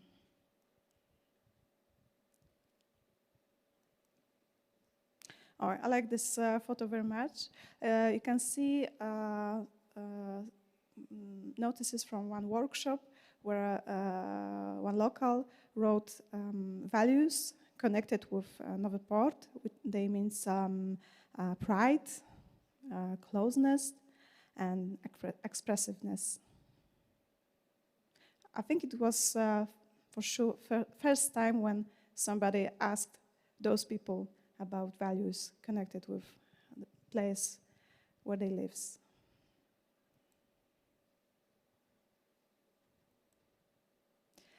Now I wanted to show you a short movie about Nowy Port, which maybe some of you saw last year, but I think it's very important in this context to look at again. Can we please? Nowy Port jest dla mnie miejscem ważnym. Jest dla mnie miejscem, gdzie mogę spotykać się ze znajomymi.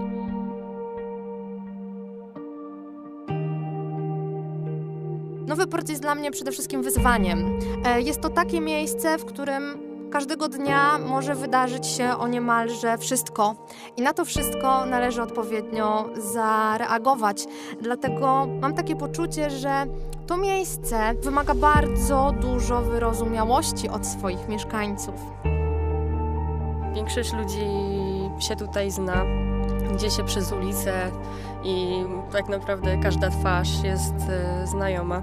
Więc myślę, że jest to naprawdę miejsce spotkań, miejsce inne niż każde po prostu. Jest to też miejsce ważne. Ta dzielnica, mimo że jest mała, to jednak ma swoją duszę. W Nowym Porcie jest super klimat, taki jakby uliczny, ale taki jakby przyjemny. Czuć tutaj tą taką właśnie dzielnicę, jak z różnych, nie wiem, filmów. No po prostu czuć taką ulicę. Nowy Port jest dla mnie przede wszystkim miejscem wychowania. Cały świat naszym domem, lecz to w Nowym Porcie jest moja twierdza. Tutaj prawie każdy się zna i daje to niesamowite poczucie zjednoczenia. W Nowym Porcie myślę, że nie mamy legalnej ściany do malowania, bez konkretnego pozwolenia i rewitalizacja skateparku by się przydała. W wieku 15 lat wyjątkowym miejscem, ale także miejscem ucieczki od rzeczywistości stał się falowiec, a konkretnie jego klatki schodowe.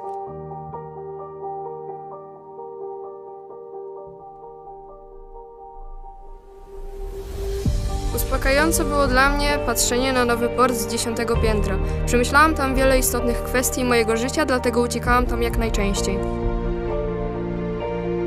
Wydaje mi się, że miasto powinno bardziej zwracać uwagę na potrzeby młodych, a nie budować ogródki, które są mniej potrzebne niż miejscówki dla młodych, aby nie przesiadywali ludziom pod oknem.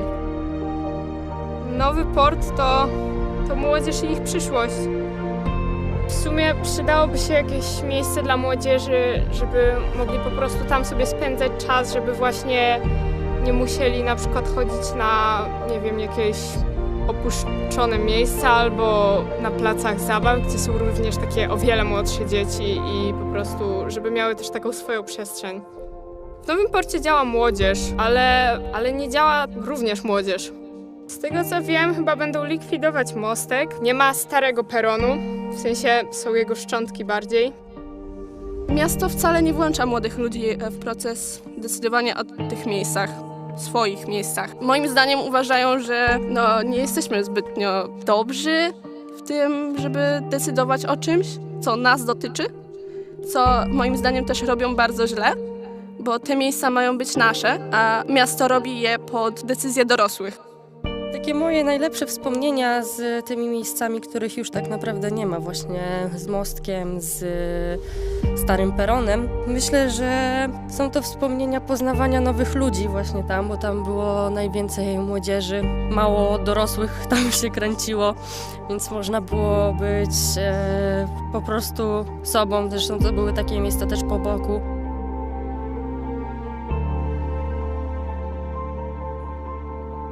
Od miasta potrzebuje miejsc dla młodych ludzi, by mogli razem pobyć bez kontrolowania dorosłych osób. Nie ma takiego miejsca w Nowym Porcie, gdzie nie ma osoby dorosłej, która zaraz dzwoni na policję, bo jest za dużo osób na przykład na placu zabaw. W Nowym Porcie działają relacje między mieszkańcami. Zawsze można na nich liczyć, ale nie działa komunikacja między mieszkańcami a Radą Dzielnicy Nowy Port. W Nowym Porcie razem ze Stowarzyszeniem 180 robimy projekty, aby młodzieży też się dobrze żyło. I to jest moim zdaniem mega super inicjatywa. Bardzo chciałabym, aby to młodzi mogli współdecydować o miejscach, które oddolnie zasiedlają. To nie my dorośli powinniśmy decydować za nich. Oni doskonale wiedzą, czego potrzebują i wystarczy ich posłuchać. Nowy Port jest dzielnicą, w której są bliskie relacje. Tutaj każdego zna. Ja też mam takie poczucie, że jest to dzielnica, w której można się urodzić i można umrzeć bez wyjeżdżania z niej. Nowy Port to młodzi. Nowy Port to odpowiedzialność. Nowy Port to relacje. To autentyzm i niezależność. W Nowym Porcie przede wszystkim jestem.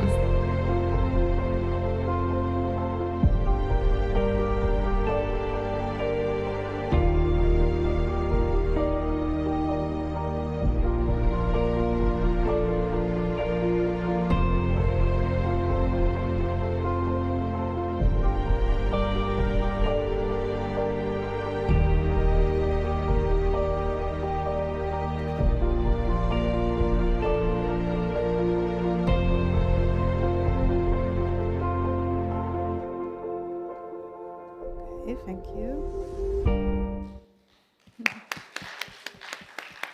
Thank you. You should know that on this basis, youngsters are preparing now to start a dialogue with district council and town hall and city council on designing their own public space. They are in a process of civic education, how city works, how they should, for example, ask for their own place, and they are prepared their proposals. And the film studio which made this movie is making more professional. You have 3 minutes. Thank you. Good. I love this type of efficiency. Thank you, Kasia. Maybe you can already join here, because we will have a few more speakers, and then I think we're going to have the same situation with the previous presenters. We have Natalia Tsirzan from City Culture Institute coming up next, and it's Stare Przedmieście. Correct. Yeah, very close. Bringing attention to an isolated space city center. So please, you have again 10 minutes. Hello, I was not a part of the project from the beginning, so my name is Natalia Tsirzan, and I work with Natalia Brylowska, among others, at the City Culture Institute. And I was responsible for organizing the event at the Stare Przedmieście district, which indeed is an isolated space in the middle of the city center, actually. First of all, I would like to show you a short film by one of the Art Academy students. We showed it at the event as well. It shows how the inhabitants feel, inhabitants of Stare Przedmieście. The district is rarely perceived as a separate place. It's usually seen as a part of Dolne Miasto, which is a slightly bigger district nearby. Apparently, it seems like there are no inhabitants in this in Stare Przedmieście district. Seems like there are only office workers and local activists. There is definitely a lack of cafes and other forms of local community life. People also complain that there are not enough fruit and vegetable, which is true. So please see this short film. It's in Polish apparently, but you can feel the climate.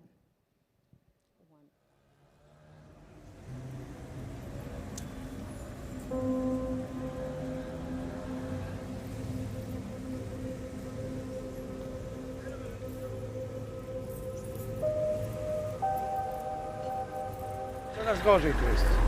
W ogóle nie dbane, nic nie jest, to sobie jak ten plac wygląda. Były fontanny, obeliski, piaskownice, a teraz nie ma nic, nie? Wszystko poniszczone. To wiadomo, jak 50 lat nic nie robili, to jak to ma wyglądać, nie?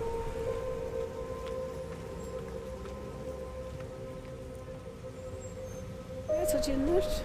No tak, w zasadzie nieciekawie. Po prostu wychodzę każdego dnia, żeby po prostu być w ruchu. Mieszkam sama. Także specjalnie żadnych tam atrakcji, że tak powiem, nie zaliczam, bo już, że tak powiem, to co miałam w życiu do zaliczenia, to zrobiłam.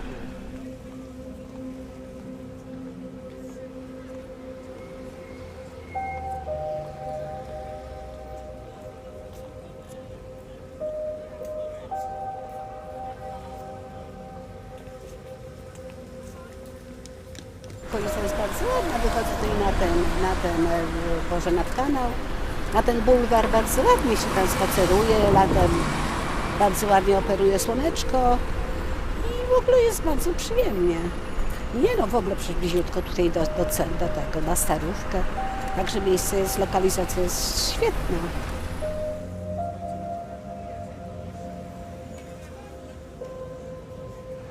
Budynki, które pamiętam, były jeszcze kiedyś w miarę, no raz, że zamieszkałe, drugi, że ktoś jeszcze o to dbał. Dzisiaj zamurowane, stoją, straszą. Jest to miejsce z bardzo dużym potencjałem, uważam, z ogromnym i i po prostu no szkoda, żeby się marnowało, bo tutaj jest cisza, spokój, a powinny być tłumy tak naprawdę zwiedzających. To są przepiękne kamienice, są te stare fabryki, to jest wszystko po prostu bardzo ciekawe.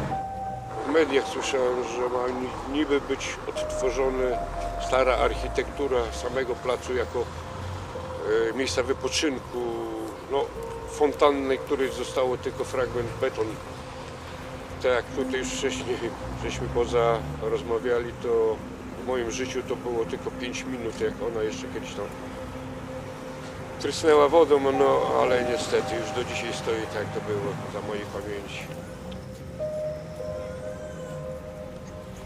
Myślę, że bardziej utrzymanie tego w takim tonie i klimacie, jak to było, tak? Żeby to nie była taka... Ja nie mówię, że modernizacja jakichś okolic jest też zła, tak? Ale myślę, że utrzymanie tego w takim tonie, jak jest, żeby to nie było coś zupełnie innego, tylko żeby ten klimat pozostał, żeby go utrzymać i zachować.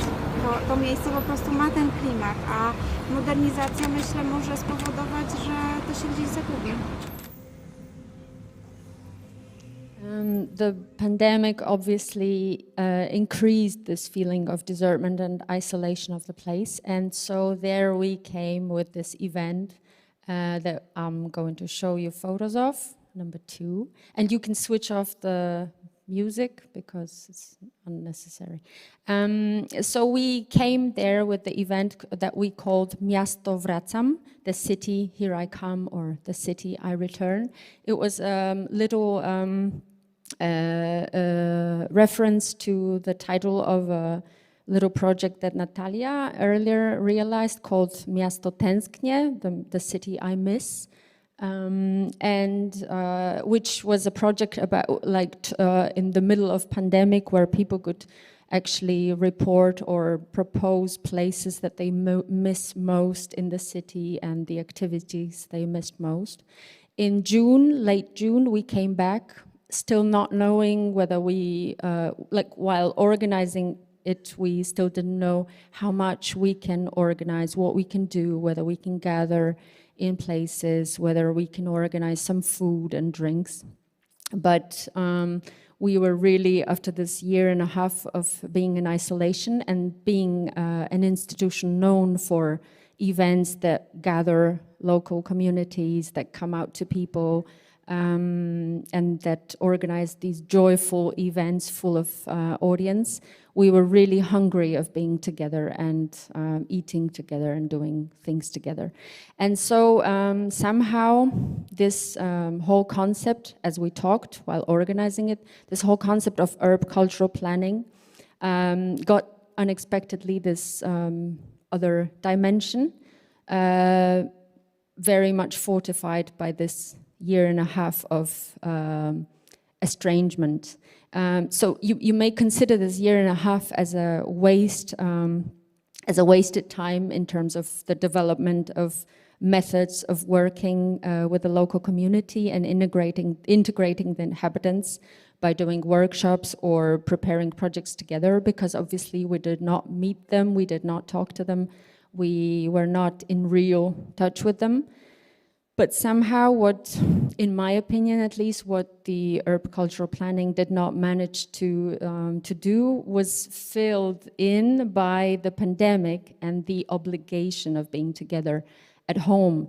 As a young parent of a 4-year-old child, I'm into this, very much into this concept of attachment parenting. And in my opinion, what pandemic did was like a sort of attachment style of being that was enforced on families or neighborhoods, and this was very much to be felt in Stare Przedmieście, because when I walked around there to tell people that we are going to organize an event for them, with them, I saw how integrated they already were, and that I basically knocked on people's doors and told them what we are organizing, and they were like a very strong group of friends, very open to what we did, but also like very much settled in in the place where they lived. It seemed like they really loved the place they lived in.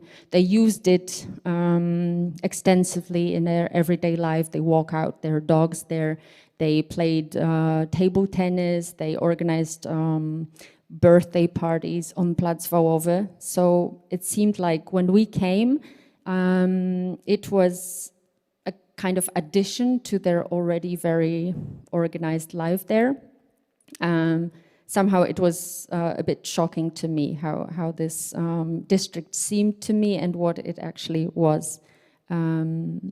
And so in the end we came there, but with this, after a year of social distancing and covering faces in masks, I think we managed to create an event that was really, conveyed something really close, like with people looking each other in the eyes and being really together and talking and listening to each other.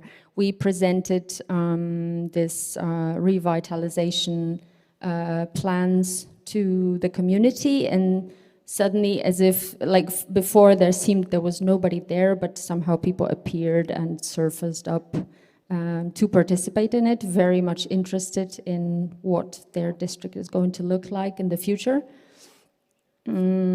So this event was like a perfect illustration of this hunger for being together and this attachment that was achieved during, reinforced during this 1.5 years of the pandemics. We also, there was this case of this thing of the art academy that the inhabitants earlier asked by us perceived as very much closed and unreachable. And somehow we even managed to open it up literally by organizing a concert that was in the door of some storage of Art Academy that we opened up facing facing Plac Wałowy. So so even that was like breaking some kind of barrier. Yes, and then after the event, the place came back to sleep in a way, but we are planning a continuation very shortly. Lucyna Kolendo, an artist present here at this conference as in a role of a reporter, is going to present a project based on a story of her grandfather, very near Plac Wałowy, in a place where she used to live, and the city conservation officer issued an official agreement to this project, which is absolutely exceptional. He was also present at our event, which maybe had something to do with it. And also encouraged by all this, we're going to continue the exploration of the area, and I personally, if COVID permits, will organize a project called Places in a former car repair shop located opposite the church that I believe was also explored by one of our residents. So the city, the district will get a good shot of culture, at least from the City Culture Institute. And at the end, I'm going to show you just a little sum-up film of the event. It's just 2 minutes long. Thank you very much.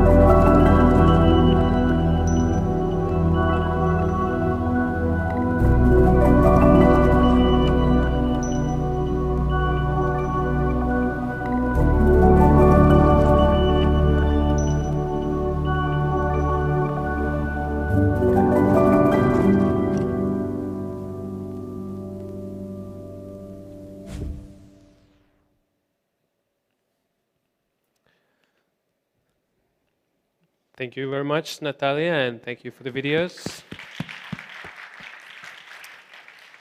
And we will continue with our last presenter in this section, Julia Bardun. She is representing Baltic branch of the National Center of Contemporary Arts, part of Pushkin State Museum of Fine Arts. And she's also representing Kaliningrad. And the presentation will be titled Art Institution as Cultural Developer of Kronprinz Barracks. So here we'll have a presentation from Kaliningrad, and later on we will continue with some more. Why did I say that? So, hello everybody. We can hear you, thank you. Good to see you. Yeah. Yeah, good to see you. I'm especially grateful to the technical team when they sort of turn the camera into the audience and I can see people there. That's a great feeling. I was enjoying that from yesterday. So it's a pity we can't be there because of these traveling restrictions still. Yeah, but I hope we can give you a feeling of what was happening in Kaliningrad. And I have to tell that we sort of implemented the project in quite a difficult and changing context. First, when we sort of got a signal that we could join the project, it's actually already started and we joined a bit later, like half a year later.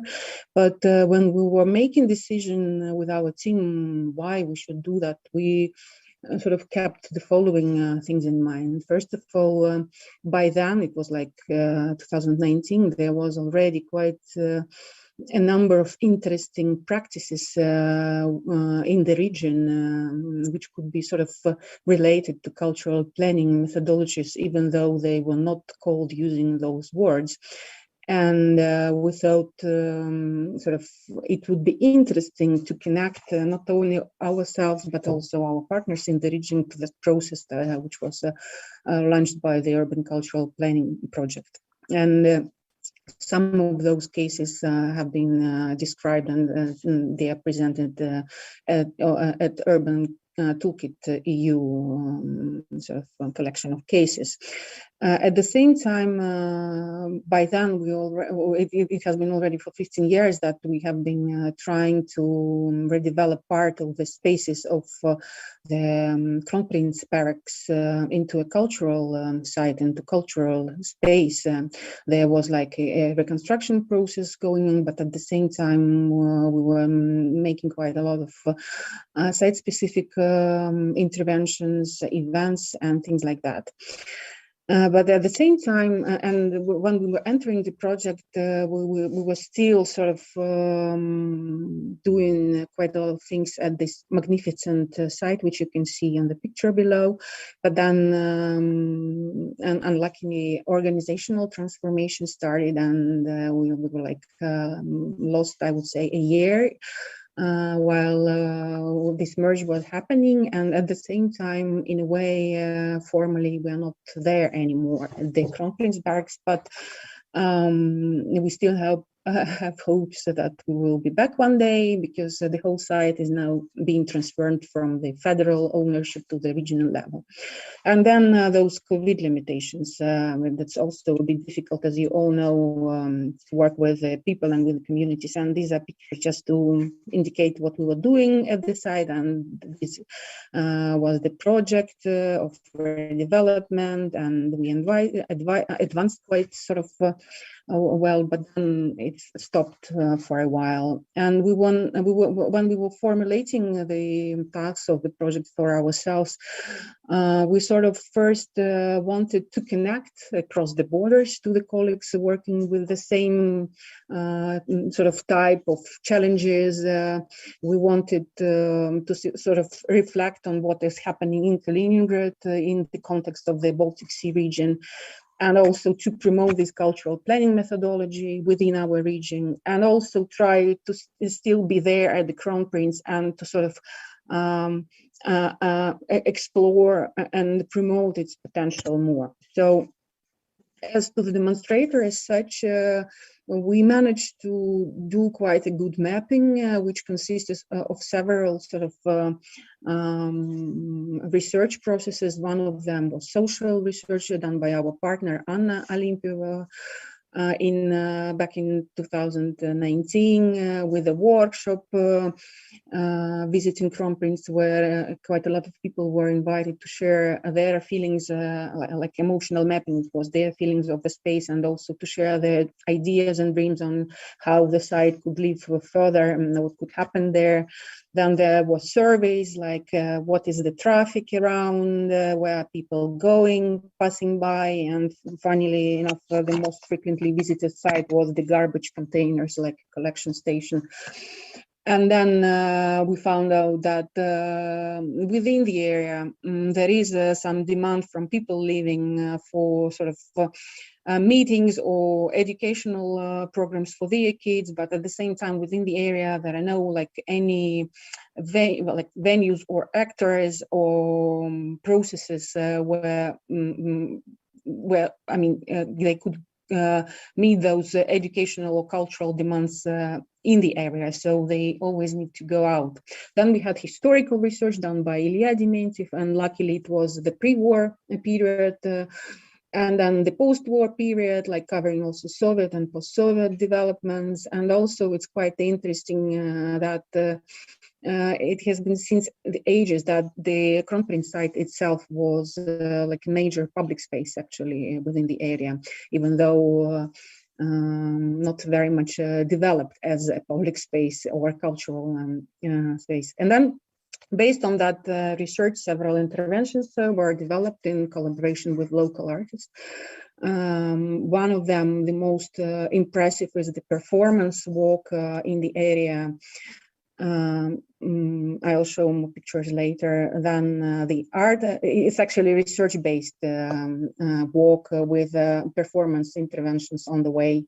And then these days, the art guide on the area is being published in Russian, but also will be translated in English, so that we hope that when later we will continue like collaborating with artists coming from abroad, that they also can get quite quickly the idea of what the area is. Then there was a public art intervention, and then also Kaliningrad Urban Lab and exhibition on partners demonstrators in 5 towns of the Kaliningrad region. So this all happened in quite a short period of time, I should say, except for the research which was done back in 2019. Like the actual implementation of all the like interventions and also discussions, meetings, they all took place actually this summer, mostly like June to September. So we had quite like a busy and intensive time. So apart from the research I already mentioned, we also tried to collaborate with a like online tool which was developed by a Russian team, atmetki.com they are called. They actually allowed to collect people's idea without meeting them, using the online map, which is interactive, and people could leave their comments on what they like in the area, what they would like there to be, and things like that. So that's there are a couple of images from the research-based performance walk. Actually, we did more than 20 of them, and mostly for the residents of the area, but also as tourism is growing, like people from other locations were registering. And basically this is a guided tour, like a guided walk in the area, starting from the Tower Crown Prince and bringing people back to the Crown Prince. And that's a combination of a story of the area with stories of particular people who lived there, both before the war and after the war. For example, Katie Kollwitz or the Soviet science fiction writer, quite a known and quite a prominent figure in the Soviet literature, Sergei Snegov, or Elizabeth Wiechert, a woman who back in 1938 wrote an article about eyesight of bees and things like that. So these are just a couple of images. This is the site where Kalvats used to live as a kid. And here you can see reactions from people in the area, quite curious, watching, not always joining, but still trying to understand what is happening, asking questions, and then sharing their stories. This is another communication tool, a very good one we found. That's a newspaper which was produced by my colleague Alexandra Artamonova. But we did 3 of them within the project time span. And the first one, newspaper Kronprinz, was dedicated to the performance walk, and actually it explains about the project, but also gives the route, and you can see that those dots on the stops on the route where performances were taking place, and it's a combination of stories about the people, but also about the streets and the area and things like that. So it was distributed during the performance when passers-by were asking what's happening, but also in cafes and libraries and things like that. And after that, also in September, in late August, we launched these public art interventions. These are 11 sculptures, quite strange ones. I mean, strange ones in a way that this is not normally what you would see there in the area. And the area itself, it's a kind of a combination of old German buildings, some of them quite devastated, but also of the Soviet bloc apartments. Basically, that's like a sleeping area.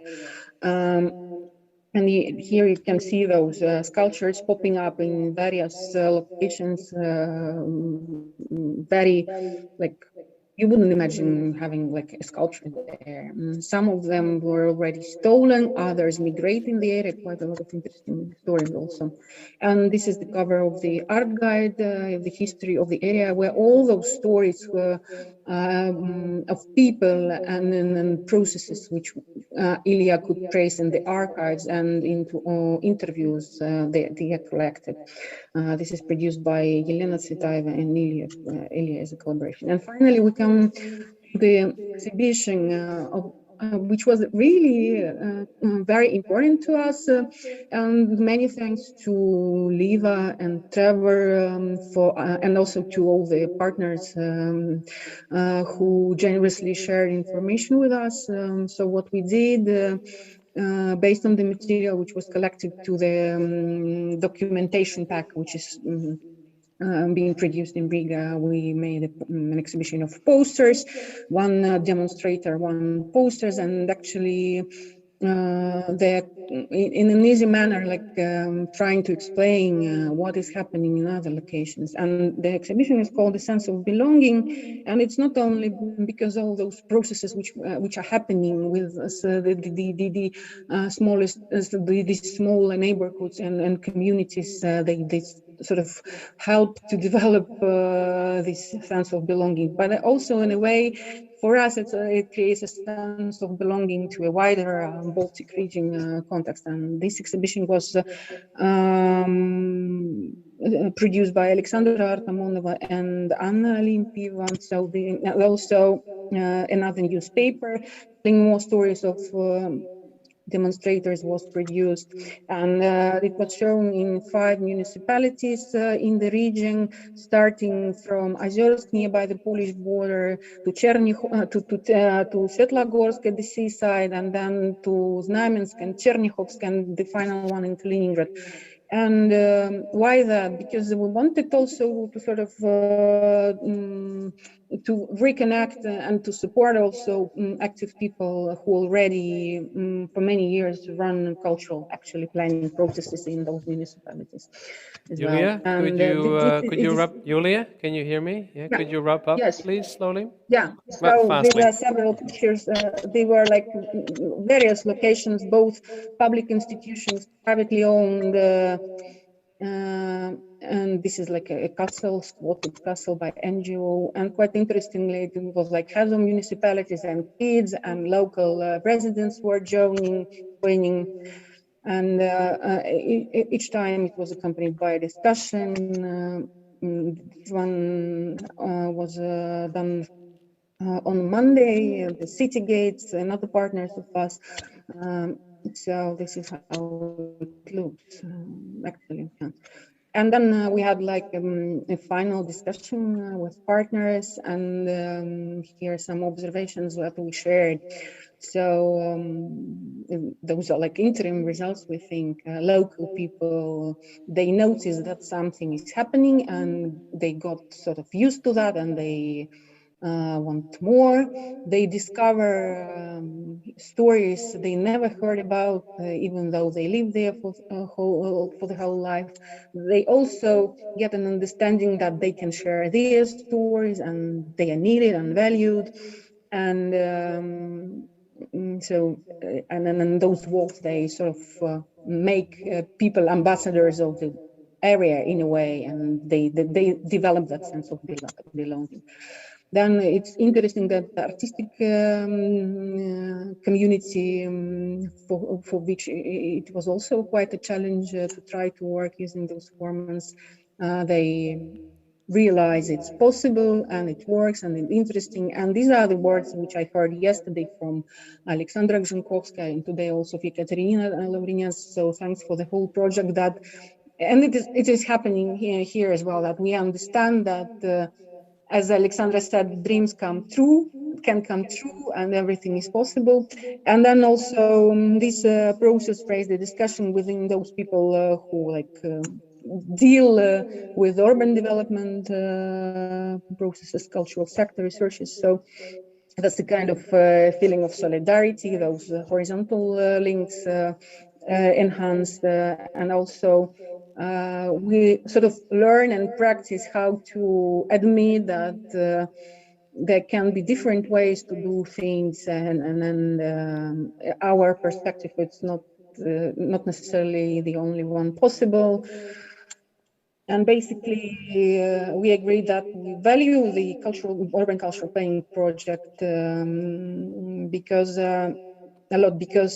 it allows for different actors with different backgrounds to enter this cultural planning methodology and discourse through different doors. That's it in short. Thank you very much. And I'm very happy that Andrei and his team have joined us as well. The chief architect of Kaliningrad. I'll help translating when if needed. Thank you, Yulia. I actually wanted to give word to Andrei Anisimov, who is the chief architect of Kaliningrad, and he will be the Kaliningrad municipality representative. And I would like to do a little rockade. Let's begin with representatives, and then let's go down to the Q&A session. So, Andrei, hi. Добрый день. Добрый день, коллеги, друзья. В первую очередь я бы хотел... Я представляю сейчас администрацию города Калининграда. Мы на протяжении нескольких уже, можно сказать, лет так или иначе контактируем и общаемся с нашими коллегами, с друзьями из Государственного центра современного искусства. So I'm here I represent the municipality, the administration of the city of Kaliningrad, and for the last several years we have been in active contact with our colleagues from NCCA. И я очень благодарен нашим коллегам, которые вовлекают нас и в культурную свою деятельность, и таким образом мы участвуем и видим проявления, которые, может быть, нам не всегда видны из нашей административной повестки. And we are very grateful to our colleagues and partners for involving us continuously into cultural activities, which help us to explore things that are not always visible when you are heavily involved into administrative processes. Если коснуться того проекта, которым занимались на протяжении нескольких лет наши коллеги, то можно сказать, что Кронпринц – это территория, это часть большой исторической территории, которая является архитектурной, является ландшафтной, является исторической, очень интересной, харизматичной территорией, но пока не стала культурной при этом. And as to the project as such, the Crown Prince area, it's quite an interesting historical, architectural side and an interesting landscape design case. Quite charismatic, but unfortunately not yet very much developed as a cultural area. Чтобы достичь, чтобы появилась некая культурная идентичность, некая культурная жизнь и появилась вообще культурная составляющая в таких объектах, недостаточно каких-то административных, формальных подходов. Здесь необходимо исследование, здесь необходимо общение, здесь должны выявляться уже сложившиеся культурные слои, которых часто не видно в общественной повестке, которые могут быть на кухнях, в квартирах, в подворотнях, где-то в заведениях локально, но которые могли бы стать основой для формирования нового культурного объекта. And to develop such a huge facility into like cultural complex, those administrative or formal processes, they are not always enough. Quite important is the presence in the area, research, those communication, interaction, which helps to unveil the processes or the phenomena which are happening locally, maybe in the kitchens, maybe in the yards and things like that. And based on that, you can develop the site further.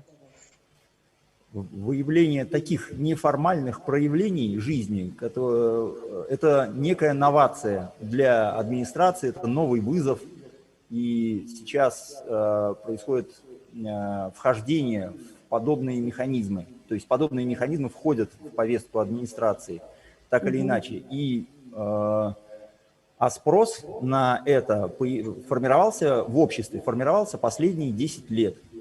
И, может, где-то больше, где-то меньше. И наши коллеги как раз являются нашими проводниками и помощниками по формированию механизмов взаимодействия с проявлениями, с социальными проявлениями, механизмов их развития, механизмов их поддержания.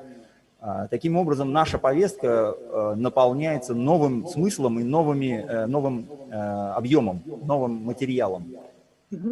And those informal aspects, like informal life, they're quite like those approaches which help to touch that, to address that. They're quite new and challenging for us, those mechanisms. But at the same time, they're more and more on the agenda of the municipality. Within the last 10 years, the demand for such approaches have been sort of appearing. And our colleagues at the CCA, they in a way, the guides in that process, helping to explore and formulate those mechanisms of how to develop the small neighborhoods and communities and to support life there. Спасибо. Спасибо большое вам, коллеги, за то, что вы в том числе помогаете нам видеть те проявления. И хочу сказать, что проект, подобный этому, а их на самом деле у нас таких проектов несколько, и так или иначе мы опираемся при подходе к любой территории, начинаем опираться именно на такие проекты. Без них повестка по развитию какой-то территории, тем более культурной составляющей, которую нужно откуда-то брать и вытаскивать, она невозможна. Спасибо большое. So thank you, dear colleagues, that that you help us to see things, and we have several sites in the city, similar sites, processes, and that kind of projects, they really create the basis for us to further develop.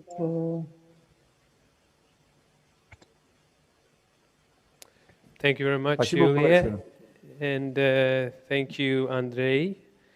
And we actually have another municipal representative, Alexandra Szymanska. I can't see her now. She's just arriving slowly. So hopefully by the end of this session, we will have her opinion too. And this is where the rocade continues. So we're going to end with Liva and Trevor's kind of questions and notices a little bit later. I would like to give the word to the audience and also to listeners in Zoom. If you have any questions to participants, to Kasia and Natalia from Gdańsk and Julia from Kaliningrad, and probably also a question to Andrei, just in case. Do you have any questions now here? Anyone? No one? No one in Zoom? No? Very good. So we can continue with Trevor and Liva. Maybe you can bring the microphone to them. And Casey, if you have a question, you can ask the question a little bit later after this session of insights. Well, we've been presented for three very, very different places and three very different contexts. But maybe we'll just start with the statement which I think until now has been one of the most important statements or contributions, is that Andrei's statement as the chief architect in a context which we all traditionally understand as being relatively bureaucratic and very controlled. And looking at how the role of an institution, an arts institution, became in a way, jumped into being an activist role in a local situation which is very, very complex, where it's a question of both history and it's a question of ownership complexities and so on and so on. But anyway, managed to find a way to not only, as I said, release energy, release memories, and release ideas and concepts, which were not just as seen as being a sort of, you might say, a cultural manifest, but also a civic opening of civic society. And it's so encouraging to find actually that you're thinking, Andrei, of how this method might be used in the future. Now, do you think, I'm just asking Andrei, do you think this is because of the strength of the cultural institutions, or the institution, but you mentioned also that it was a change in time, that the last 10 years you've been looking at how to actually relate to, you might say, transformation in a different way. But how much do you think this was dependent on the particular institution, the particular drive, and the fact that they dared step into the civic role, into a civic role, and not just being a cultural institution? And do you think that is something which the city as such would then be able to support more in the future, or likewise initiatives in the future? Is that too complex? Андрей, вы поняли, перевести? Clear enough? Just sum it up and just say it clearly. Пожалуйста, я не Да. Тревор говорит о том, что здесь вот интересный у нас получился кейс в Калининграде, который как будто бы работает в достаточно сложном бюрократическом административном контексте, но в то же время мы видим, как учреждение культуры, культурная институция, она становится занимать такую в чем-то активистскую позицию, да, и помогает вот выпустить эту энергию, собрать идеи, концепции какие-то, и, в общем, деятельность конкретной институции художественной превращается в деятельность, ну, как бы гражданскую больше. Вот как вы думаете, в то же время вы говорили о том, что в последние 10 лет и вообще ситуация меняется. Как вы думаете, вот в какой степени вот реализация этого кейса зависит от отваги конкретной институции занять роль не чисто художественного, да, такого проекта, а все-таки еще и занять гражданскую позицию? Спасибо, Тревор. Мне кажется, что наш контекст социальный, в том числе и повестка административная, и повестка общественная, сейчас еще находится на стадии формирования. В силу этого я бы хотел сказать, что все процессы, которые меняют нас, всех, общество, органы власти, ну, всех, все наше общество, так или иначе зависят от личного вклада и неформального подхода людей, которые берут на себя ответственность. Без принятия такой ответственности личной и отношения к вопросу не как к рабочему, а как к идейному, движение будет очень слабым. И вообще, наоборот, оно возможно только, когда люди именно принимают на себя роль активистов. Ну, наверное, вот так. So our social context and our administrative agenda and civic agenda, they're still being shaped. And all the processes which change our society, which change us, they depend a lot on the personal contribution of particular people. Not on a formal approach, but vice versa, on an informal approach. When a particular person or institution, they take the responsibility without being formally obliged to do so. And without that type of approach, less changes are possible. Yeah, Trevor says thank you. Are there Спасибо. questions now? I have a question, but maybe there are other ones. No questions, so leave them. Yeah, so maybe one to the City Culture Institute. And actually, since all of you are kind of larger cultural institutions with the expertise in this field, we went in this project feeling like, wow, okay, so there is this diversity and some of the organizations can bring more to the table and some can be in this learning position more. It's a very simple question. I really wonder for you, now you have worked in these two different areas. One has been in this vacuum, and one had this momentum already going. Some institutions, you, Kasia, there as an activist, as this focal point.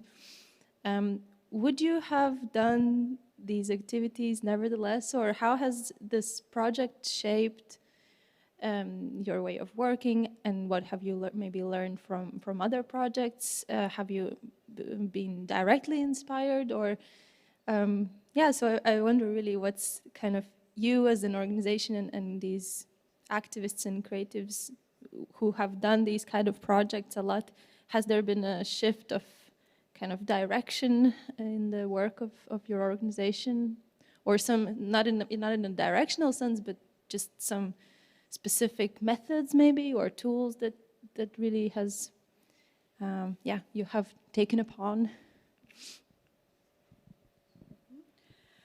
Well, I think for sure that we gain new tools to work with locals on placemaking. For example, working with maps, which is not so obvious for me as a, let's say, social worker, because I graduate social integration, so I know how to work with people, like preparing workshop where I can listen to people, but now I have new tools like this mental mapping and photo walks, for example, is so obvious, but still a new tool for me. And on the other hand, we started to talk in my NGO, in 100 Association, 100 ID change, about placemaking. We are now more eager to take, let's say, organized projects with placemaking, like yards close to Youth Point. You already know the place. We have already now 3 places which we are trying with youth to regenerate, like a placemaking project. So it's been a shift more from indoors to kind of more into public space. Yes, that's why, because also Youth Point is really small space. It's like 15 meters square.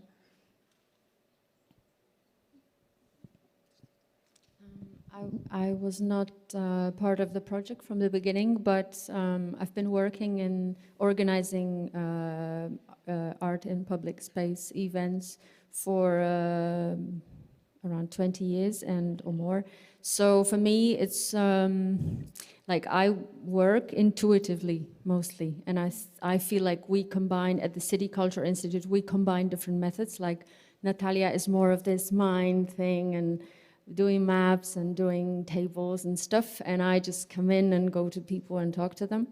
I'm not a social worker, and so I've had my crises on the way where I couldn't talk to people anymore, like go knock at their door and talk to them. I was so tired of it, but now I'm coming back more, and I totally believe in, like, placemaking is my intuitive way of working. I've been working like that always, but Natalia wants to say something. Hello? Okay, it works. For me, it was a great experience because what changed in our organization, it's, I think, the process of working remotely during the pandemic brought us closer together, and we were more co-workers then than before, because before we were so focused on our particular projects done in different places, different methods, and I believe that this project, when we came back to the city, combined the whole experience of working in the city and the whole experience of my department, which is research department, and we finally worked together, and we could see how the findings from our research translated into what we have been doing in the district in Placwałowy. Actually, if you took the compass that we created for Stare Przedmieście and look at the program of the event, all the key topics, emotions, they were there. So it was a change of the way we were working together. And also, I think it somehow translated into the way we started to function in the organization as well, like our different departments of the organization, like like it didn't come from the up there, but it came from us, that we started to combine our methods of working in order to make our lives better. Working in culture in Poland means earning very little money, and if you don't have passion, if you don't love it, you just like really hate it, and you just don't do anything. So in order to feel the sense, the deep sense of it, we started to somehow use these methods and got very close and started to learn from each other a lot. Can I just ask one supplementary question? This thing you mentioned about, of course, in Novi Port, it's been going on a long time. It was a well-defined area, neighborhood. It has a character. And in the other one, there's this you talked about it as a vacuum, where you didn't really feel as though you were invited. I'm just thinking, do we have to, in this urban culture planning, be invited? And who should invite us? Is it the city who's doing a regeneration project that says we need some activities to involve the people and so on and so on? Or is it these voices which are demanding because there's a conflict, there's something going on and they want some support to this? Or is it there's a vacuum? Or is it there is no voice, there's nothing going on? And do you feel that you have the competence and the right, or do we feel as we have the competence, right, as cultural institutions, organizations, to step outside of our own comfort zone and into somebody else's? And how do we do that? When is there a red light, when is there an orange light, and when is there a green light? I think Natalia will say a little bit more, because she's more, she has more experience in different places. But I do think that we have to be very cautious about our role. I think most of our projects are not invited, and sometimes we are felt like, I don't know, aliens in the district. I think cultural planning has given us tools to be more cautious and more responsible. I don't know, Natalia, would you say something more about the previous projects that we've done in City Culture Institute? Yeah, it was always a question of that. That's why I had crisis after crisis working in this field, because we were always we were usually treated as intruders because we lacked social knowledge. Like, meaning I was not a social worker, and my team was a team of just people, real people, young people who came into the district and wanted to come into some kind of dialogue, but lacked social skills to do that, the tools basically. And so usually people treated us as intruders, and the audience also was like, the more audience there was, the more it was like invasion of aliens on certain space. So definitely a dialogue and being real and going there and listening to people and looking them in the eyes and asking them what their priorities are, because usually culture is not obviously their priority, helps a lot. But that's a very good point to stop at actually. But it does take somebody to make the first step, to actually to start a dialogue. Somebody has to speak. To question something, you have to actually, state. So I think just it's a great thing. When do you step out? And knocking on the doors and also doing an artwork is not saying something which is specific. It's just inviting somehow. So I think that's an interesting way. There's more comments over there. Just to comment on what you commented, who comes first? Because Natalia here, she's part of the City Culture Institute organization. She's running Cultural Observatory, which, the way I understand it from what we've talked about, is constantly monitoring what is going on. What are the small changes in mapping the cultural activities in the city? Somehow, no? Okay, so, but I wonder, because, like the way, for example, Free Riga has done this magazine, it's basically mapping what is happening and constantly monitoring and keeping the pulse of the city. Then you can see that maybe here I can help or I can intrude, because you can see that there's something bubbling already. I mean, it's not like you're shooting in the dark. You should have an encompassing understanding of what's happening, and then you shoot. No.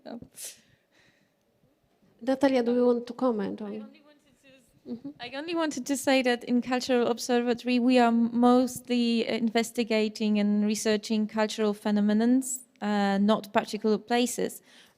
We do research particular places in this project, and in some other projects if we are invited to by a curator and he wants that knowledge. But yeah, because otherwise we don't have, we have the festival Narracja, and it is curated by an outside artist, and if he doesn't want to work with that, or she doesn't want to work with the content that we create, we only give false promises to the people that we invite to the process. So in some artistic processes, it is still the decision-making of the curators. Okay, and Dorota now. I just thought maybe it's a bit naive, but I think what invited us to Stare Przedmieście was the need. There was this urban regeneration project with many good things, but there was this uncertainty of the local inhabitants, what will happen. So it was this need to really come there to work directly on place and to work with the community. And to communicate with the community. Yeah. Mm-hmm. I would like also to comment one thing. I came to City Culture Institute a little bit from outside to this project, but what I really liked there, that we have a quite diverse team. I'm urban planner. There are different teams like Natalia with this strong focus on human-centered research. Kasia and Jacek, who are on the ground, on the districts, Natalia with her wonderful team doing things and doing them in such a great way. This was, I think, really great complementarity in the team. Maybe we can wrap up if there is no other comment to comment the comment. No questions in the audience, so no questions in the Zoom section. Good news then. Good news then. We are about to finish this section. And again, I want to say thanks to Kasia, Natalia, Julia, Andre, and also to Liva and Trevor and everybody else involved in discussing. Thank you very much. Thank you. You can applaud, yeah. And this is the end of the section 2. We're going to continue with demonstrated projects after the lunch, but I also wanted to keep you in mind that we have the Minecraft discussion coming up after lunch at presumably, let's say, 2:30. There's going to be a session called Minecraft Riga, Building a Strategic Road, and there's going to be a discussion aimed at highlighting outcomes of the UCP Riga Minecraft activities, defining learned lessons, opportunities, risk, and developing a strategic roadmap for the next steps for Riga City to use the potential that Minecraft can offer in urban planning and design, education, and youth involvement. So there's going to be a separate parallel activity. Pardon? It's in Latvian. Didn't expect that. But after that, there's going to be another English session. It's going to be called Tour Around the Viskali Venue, and it's going to be led by Kaspars from Free Riga, and there's also going to be a visit to the gamification studio upstairs for all of us. That's not going to be in Latvian, that's going to be in English. So there's going to be a lot of things going on. Now there's lunch. Let's see you in an hour, say 2:30. Thank you very much. Enjoy your food.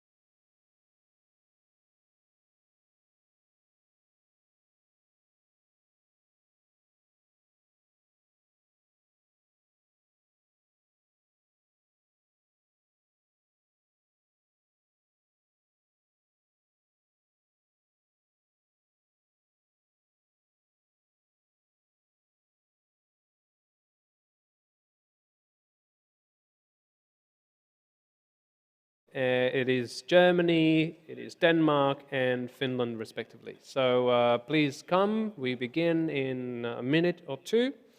Hello to all in Zoom session. Nothing changes. If you have questions, you can please ask them. And of course, if you have a comment, you can raise a hand, and we will check out the raised hand and also the comment very soon. So see you in a minute. Please take your seats. And yeah, see you in a jiff.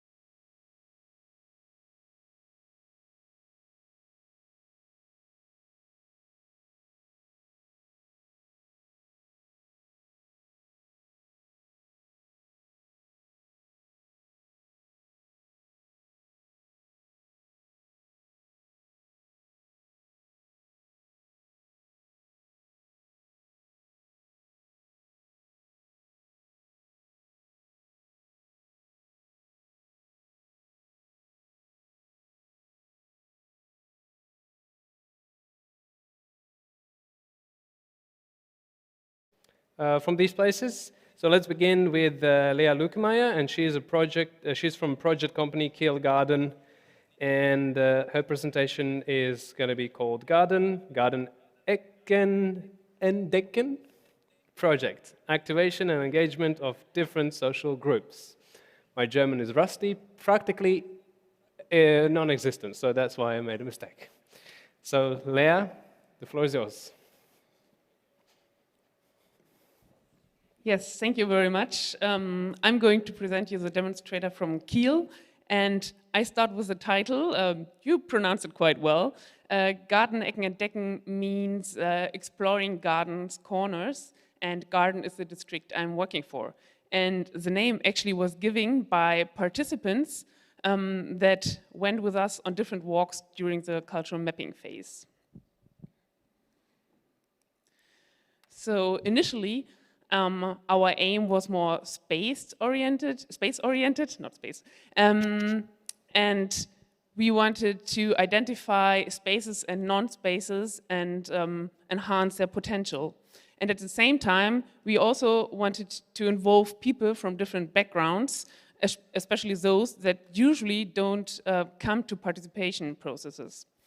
So we ended somehow up more concentrating on the second focus. So what we did was we invited people from the district, inhabitants, to go for walks with us, like night walks, photo walks, all walks of different types. And as we are already working in the district for more than 20 years, we really wanted to concentrate on the perspective of the people, to get to know their emotions, their daily lives, their stories, and their connections with the district. We might have missed out a bit to take cultural institutions with us and to integrate them in the process. That might have backed up the process a bit more to get them to get the process to another level. We also went into the neighborhood and collected visions, dreams, wishes from the people. And maybe one note to that is, I think visioning is something you have to learn, because if your pressing needs is finding an affordable flat, finding a job, or looking for a residence permit, then sometimes it's really hard to get to the point where you can really envision something. So nevertheless, we also took the wishes and visions to the street by demonstrations and also by poetry slams.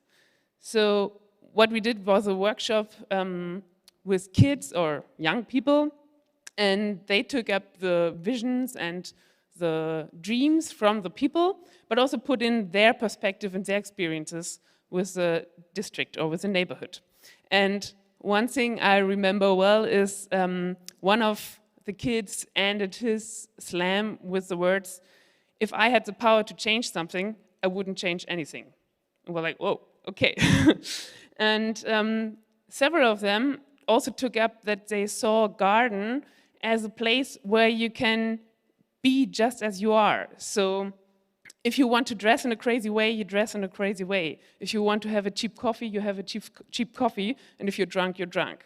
So quite interesting seeing the perspective of the young people.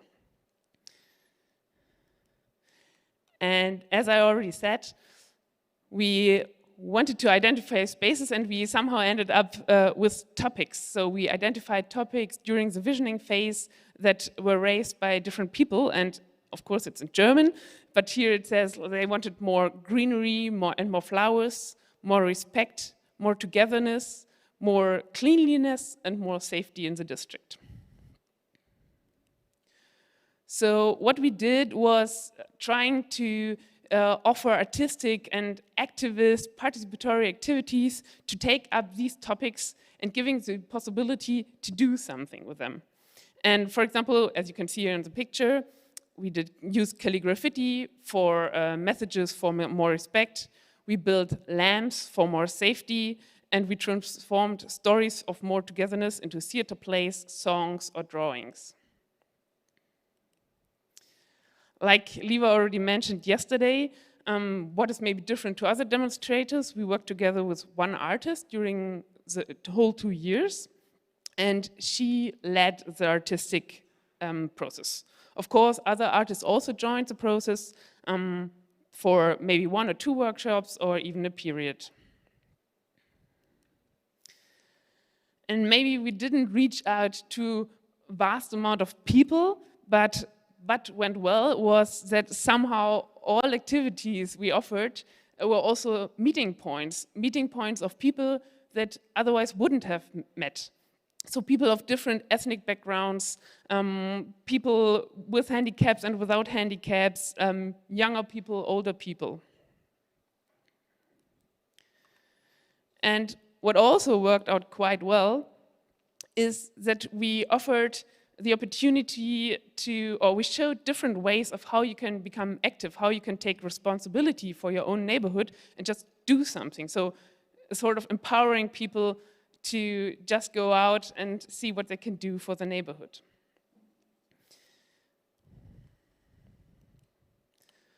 So what is following, or what already followed? During the process, a lot of new collaborations developed between the artist and, I would say, rather social organizations, initiatives, and, for example, youth clubs, but also between artists that worked together during the process. And 3 of them took one of our famous non-spaces. It's the garden bridge that is meant to connect the eastern part of the city with the western part, but the bridge has never been finished. So they took up the space, did some artistic research over there, and observed and interviewed people passing by and made a movie out of it that was also shown already twice at the bridge. And another project just happening last weekend was also together with some other artists from the district, it was more neighborhood oriented, and they took up the results from, or the connections, collaborations out of the process to work with a kindergarten and people living in a high-rise building. Most of them are elderly people, and bringing them together by artistic work. You can see the result here on the picture. So what I want to say is that the artist is taking up all the knowledge he gained during the process and applies for other funds and continues working with the results we got. sorry. And yeah, we are not stopping yet. This weekend is on Sunday, we are going to have our district festival, and we will also work on one of the non-spaces you can see here in the picture. We'll have, usually we have a district festival at the main square, and this year, due to Corona, we separated it, and we are going to have 8 places where we are doing it. And one of them is, the area you can see here, and we are also going to work with Nadine and other artists for an artistic intervention. And yeah, I will finish, sorry again. With that, we are nominated for the German Neighborhood Prize, and yeah, the announcement of the results is on the 5th of October, so fingers crossed, and let's see what we get out of this. Thanks for your attention.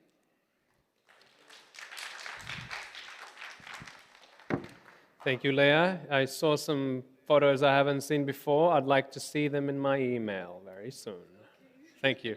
But I hope everything goes well and you receive the prize. And we're going to continue with another presentation.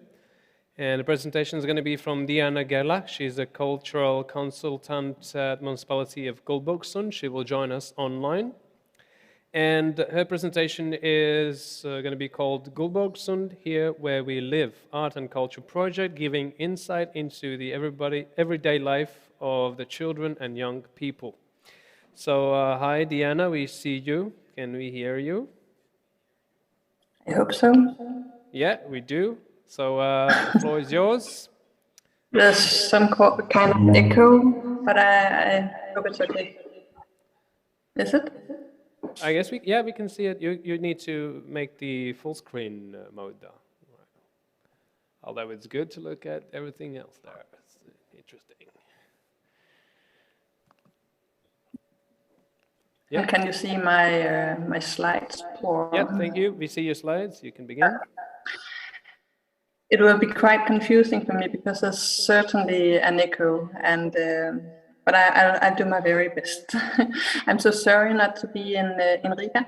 I would really have loved it a lot, but we have our own conference tomorrow, which I'm kind of responsible for, so it was quite impossible. Yeah. 2 years and a half is quite a long time, but I see like a lot of similarities with some of the other projects having been presented this day, and it's been so nice to have a view into all of the rest of the experiences. In Gullbergsund, we focus primarily on children and youth, and I'll just step into it by giving you a short introduction to the neighborhood called Østerbro and Lindholm. We are in Denmark, in the southern part of Zealand, so to speak, in a rural countryside, just outside the main city. So Østerbro, Lindholm is a very small area actually, just in the outskirts or suburbs of Nykøbing. We have the municipality working a lot in exactly this neighborhood, and that was also one of the reasons why we choose to work with Urbcultural planning in this space.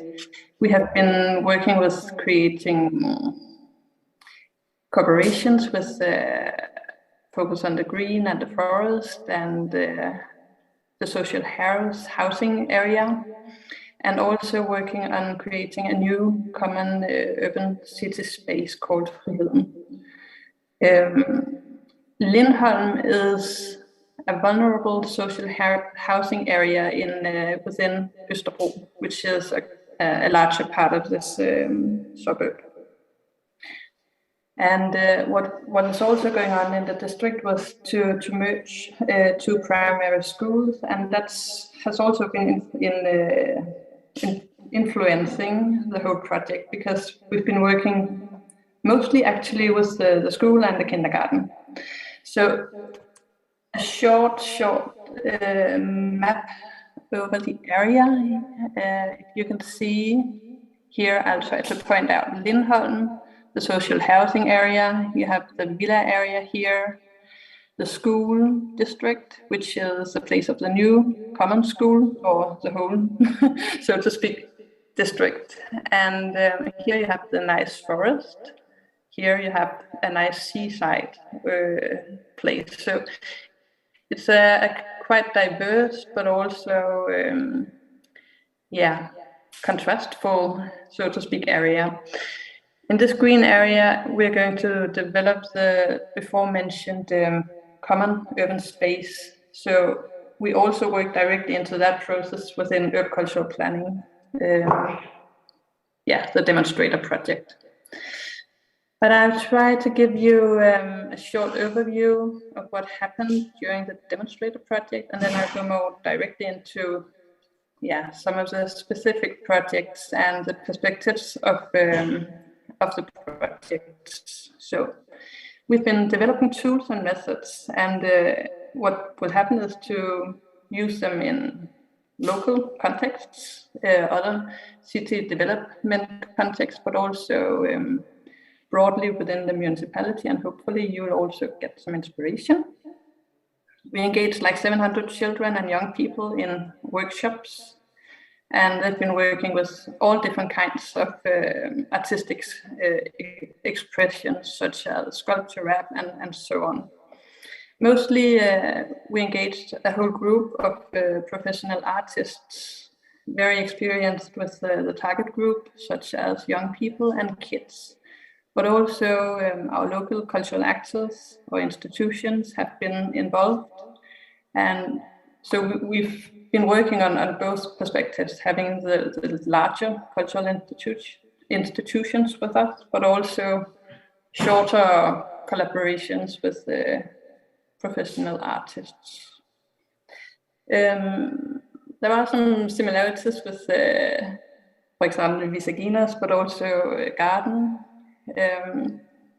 by the storytelling method, focusing on process, multi-voicedness, and giving responsibility to the artistic way of working, but having artists to make like a very open form where the kids and their voices and their perspectives are very clear and upfront, so to speak.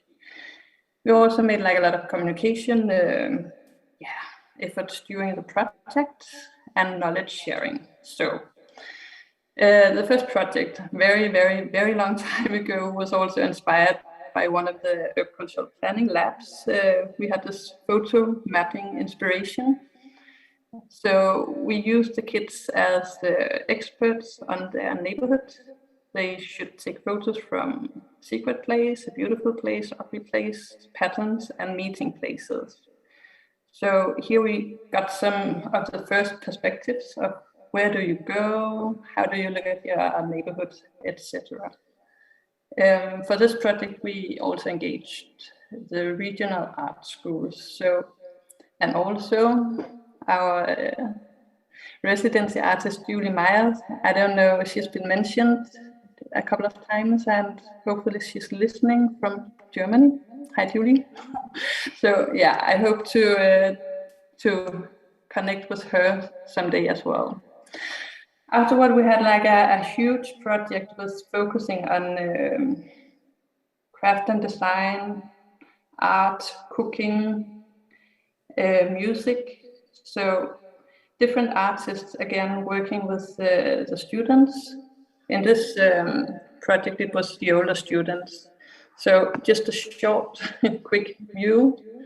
This is some of the products. So you had like memory stones put into different places of the neighborhood, sculptures in the forest, and cooking in the forest, at the sea, and in the city as well. So this was also to show the diversity of this local neighborhood. What also happened was to have like a poet called Sternberg making those poetry signs. I hope it's not too unstable, my internet. Can you hear me? Yes, we can hear you. Okay, thank you. Don't worry. If we couldn't hear you, we would say, I would definitely say.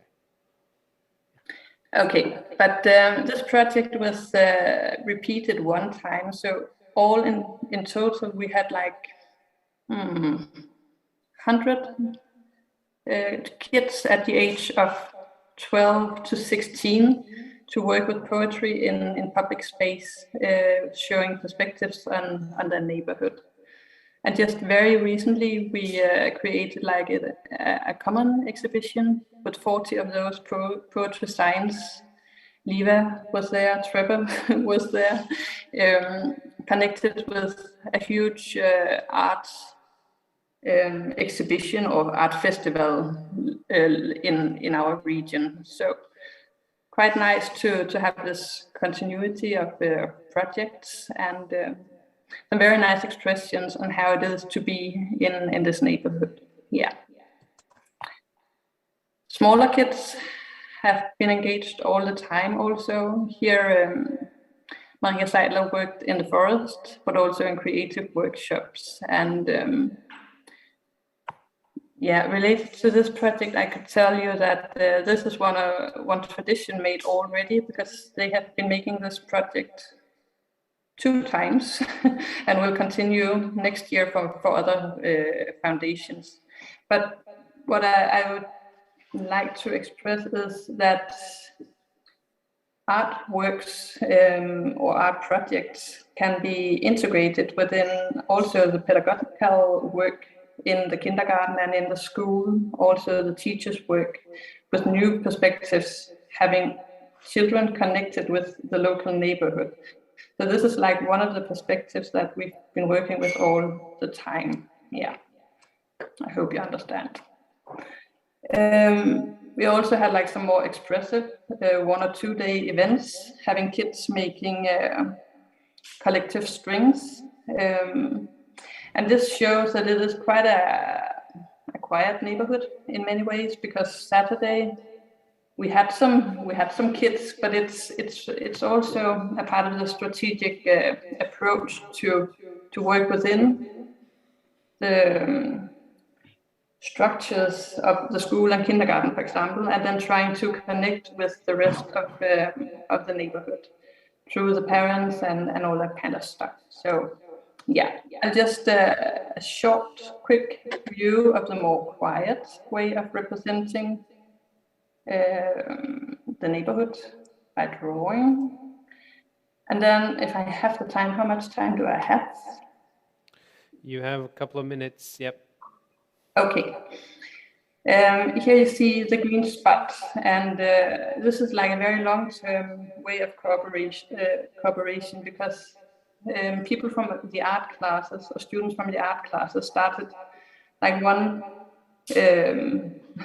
October, rainy, cold, windy day on the spot, working with actually the green vegetation and so of this space.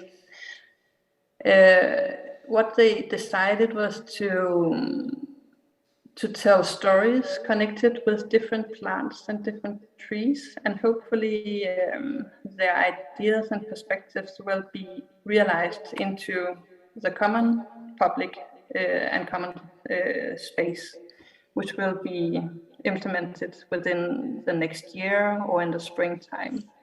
So this is also an example of how to engage the kids in processes, and also in a dialogue with the older generation, because what will happen next is to connect with the elderly home in the area, to have their stories connected with trees and plants, etc. So just one short story is about those trees that you see. It's a boy whose surname means this tree that you see at the picture. So in the completed city's space, you'll have his story and his background somehow implemented in the landscape.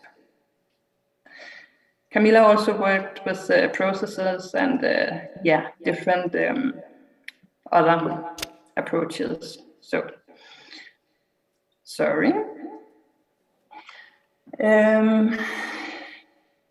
Again, we have this challenge of designing and implementation. So what will happen next is also like a lot of other activities. We got a huge funding, so we can continue with a new project team, also with Trevor and Metropolis. And we'll also try to work in more informal spaces and not only with the school and the youth club, etc. So yeah, I think we have like a lot of possibilities. And when you work, I'm a cultural consultant, and of course I also work on having this cultural planning method to be implemented in other areas within the municipality. So, for instance, the social area, working on the social housing long-term plan, which will start up next year and the following 4 years. We clearly work on having this artistic and cultural approach into that future project as well. So it's still hard to tell what are the goals for our project. We would love to make some more artworks in public space. We love to have traditions, create partnerships, and this, yeah. Some of the keywords from the process was patient, trust, process, playfulness, and experiments. And then in the end, I'll say that we need to have learning labs and experiments first, and now we're going to have the long-term strategic and sustainable anchoring. Yeah. Okay, Sorry. thank you, Diana. And we have our next two speakers, Kati Fager, she's from city of Pori, and Hari Sipola, what a coincidence, also from city of Pori. And they will present us Pori, the experimental city cooperation model for creative urban development. So the floor is yours, both of the microphones, yep. Yeah, that was the working title for the presentation, but we will get to the experimental city. Yeah, so what difference did this make? Spoiler alert, it did make quite a big difference in Pori, and me and Kati will run you through very quickly the stuff we did in Pori. It's impossible to go into detail, which we would like to. Maybe next time we have an hour or so. Yeah.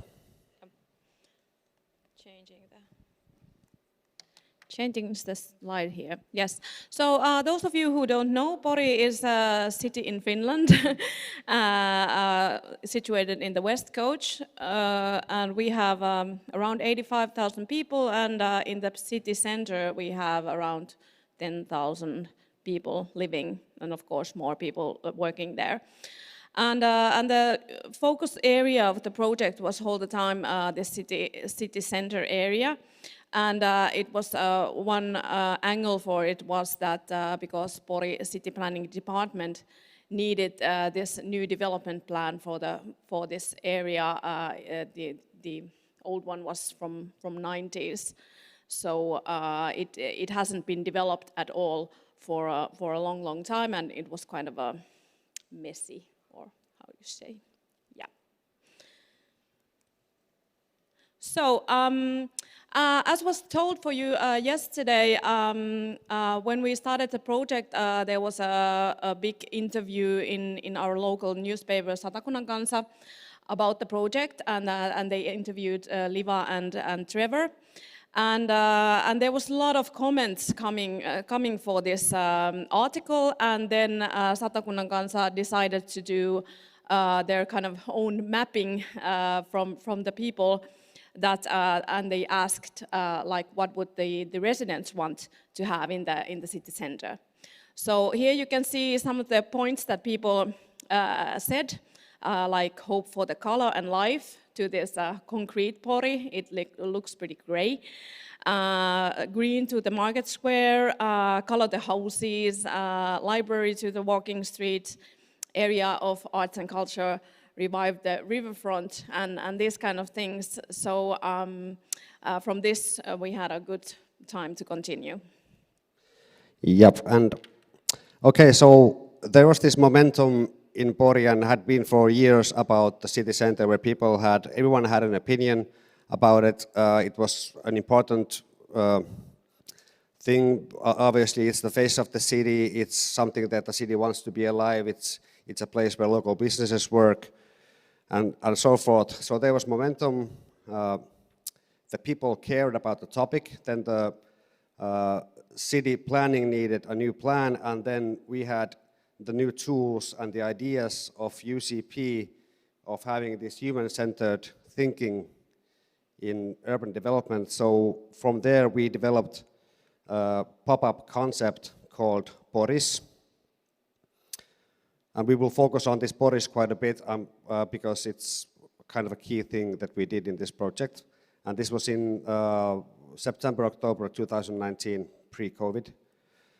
So Poris was right in the center of Pori, an open dialogue space, it was a dedicated space to the city center development. So we opened a space where we focused on this specific topic. And we were asking people questions. We were using like accessible methods such as pen and paper, which was actually very important because we had people from 5 to 95 come there.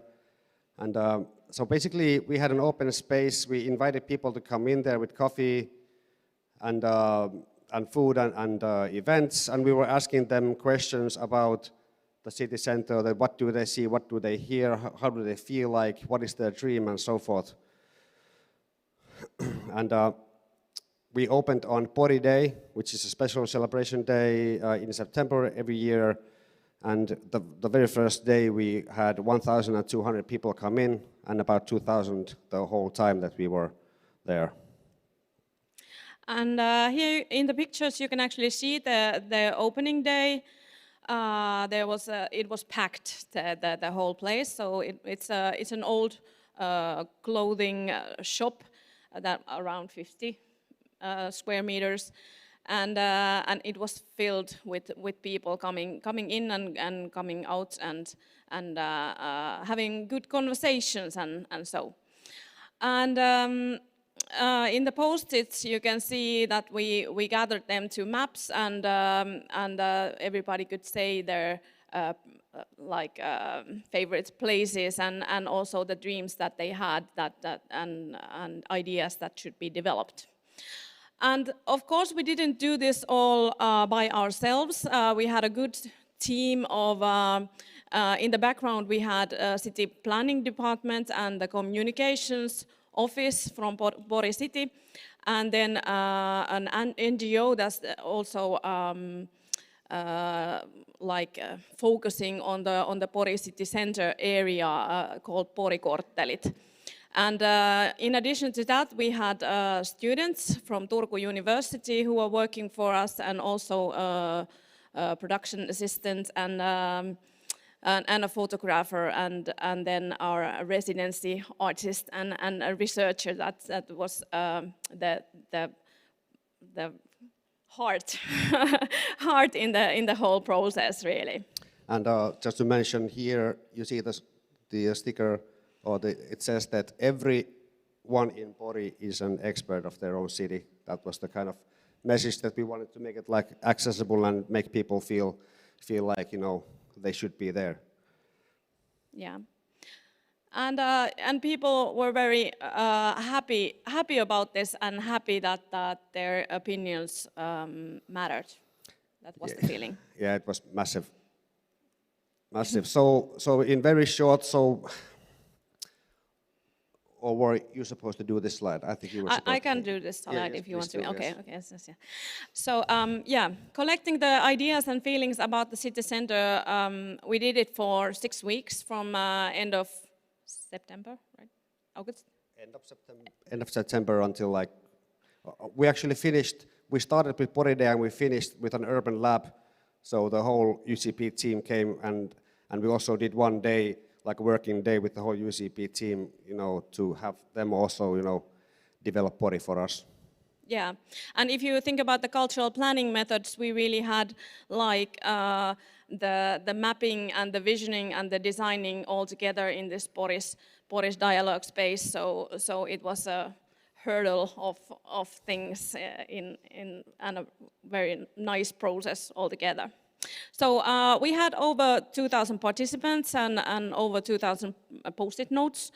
Very good discussions, and there were also separate workshops arranged by different people in there, and city had their internal meetings there, and then we had these Wednesday clubs for local creatives, and from these clubs ended up forming this Boris and Borrelia initiative that we'll talk more about later.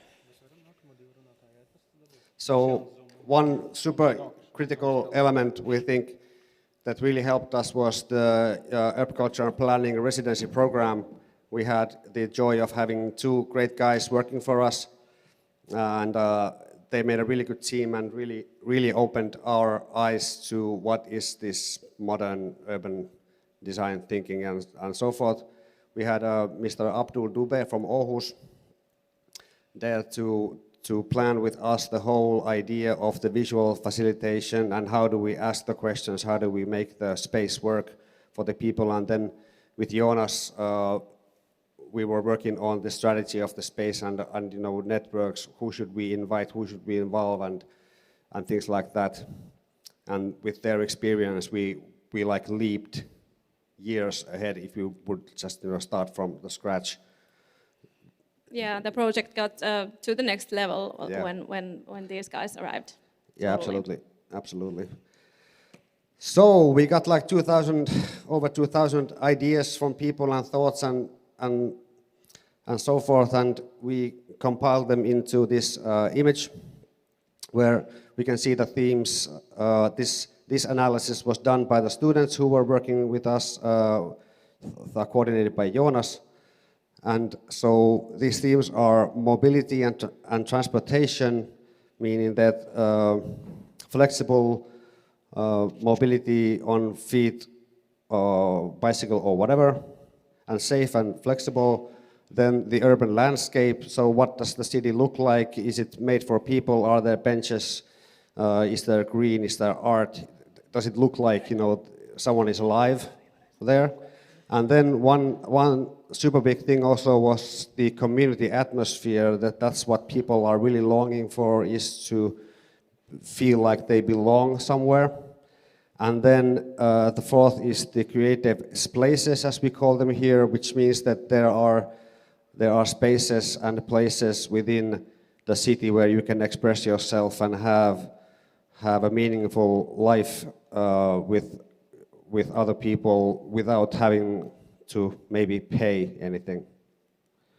And just to go back to this, that we have the data still, and we are, you know, currently in talks of, you know, doing research projects about the data and, you know, going deeper into the data and so forth, you know, see what kind of things we come up with.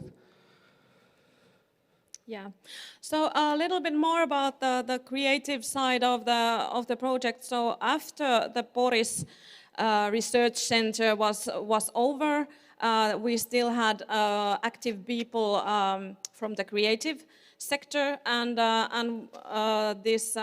we decided to have this Boris and Borrelia group. I don't know where the name came. Maybe Jonas will want to elaborate that at some point. But, it was the beer, maybe. Yeah, but the beer, yes, that was essential. Okay, yes, and the bear, of course, is essential because the bear is the animal of Pori. So just that you know. But anyways, so this group continued, and we had the possibility to take aboard these three key people from the group, Milla, Tommi, and Ville, who are local, like producer, researcher, and artist. So they continued with artistic interventions, and then we got the COVID situation coming on. So just that we had planned everything and events and whatever, then everything got down. But we didn't give up, but we did some different kind of interventions in the COVID time, and gladly in the summer we got also possibility to do some smaller events as well. So here you can see in the upper right corner is the window exhibition that we had in the lockdown time, which was done for not empty shops but emptied shops because of COVID. So it was done really quickly, like in 2 weeks, to gather local artists and take local shops to come with, and this was very much liked by the community, that there was something in the city center, and not everything was just empty windows, but there was something to look at. And then we had this graffiti event for an empty building that was going to be demolished in the June 2020, and then in Pori Day again in September 2020 we had this. We invaded this not space in close to the city center, so that showed that there could be some life in Keskusaukio also. And also we participated in this cultural void event that invaded one of the empty, huge department store in the center. 3 minutes. Thank you. So from Boris, there was kind of like 2 tracks at least. So there was the artist-led space experiments, as we were just talking, and actually next week we will open this Arspori Megastore big art event with like 45 artists, I think, who are invading a half-empty shopping mall in Pori with a lot of crazy events and super cool art. And that's like completely artist-led, which was born out of our Wednesday clubs. These and also parallel to the project, the city planning department has been doing the city center development plan, and there are all kinds of content in that which has come through our project, and the methodology in how the city operates there are new elements in that, and this is something that is work in progress very much. Pori is this experimental city framework, which we think is like the actual result of all of this work, which means, in very short, it's a new kind of method for doing workshops between different stakeholders within the city, but also within the city administration.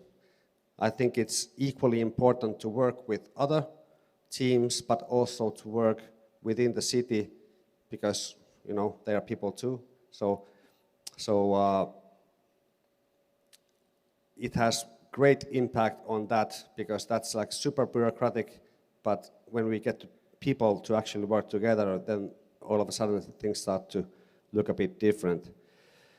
And as said, all these artist-led new events and processes that are going, there's like all kinds of stuff happening there.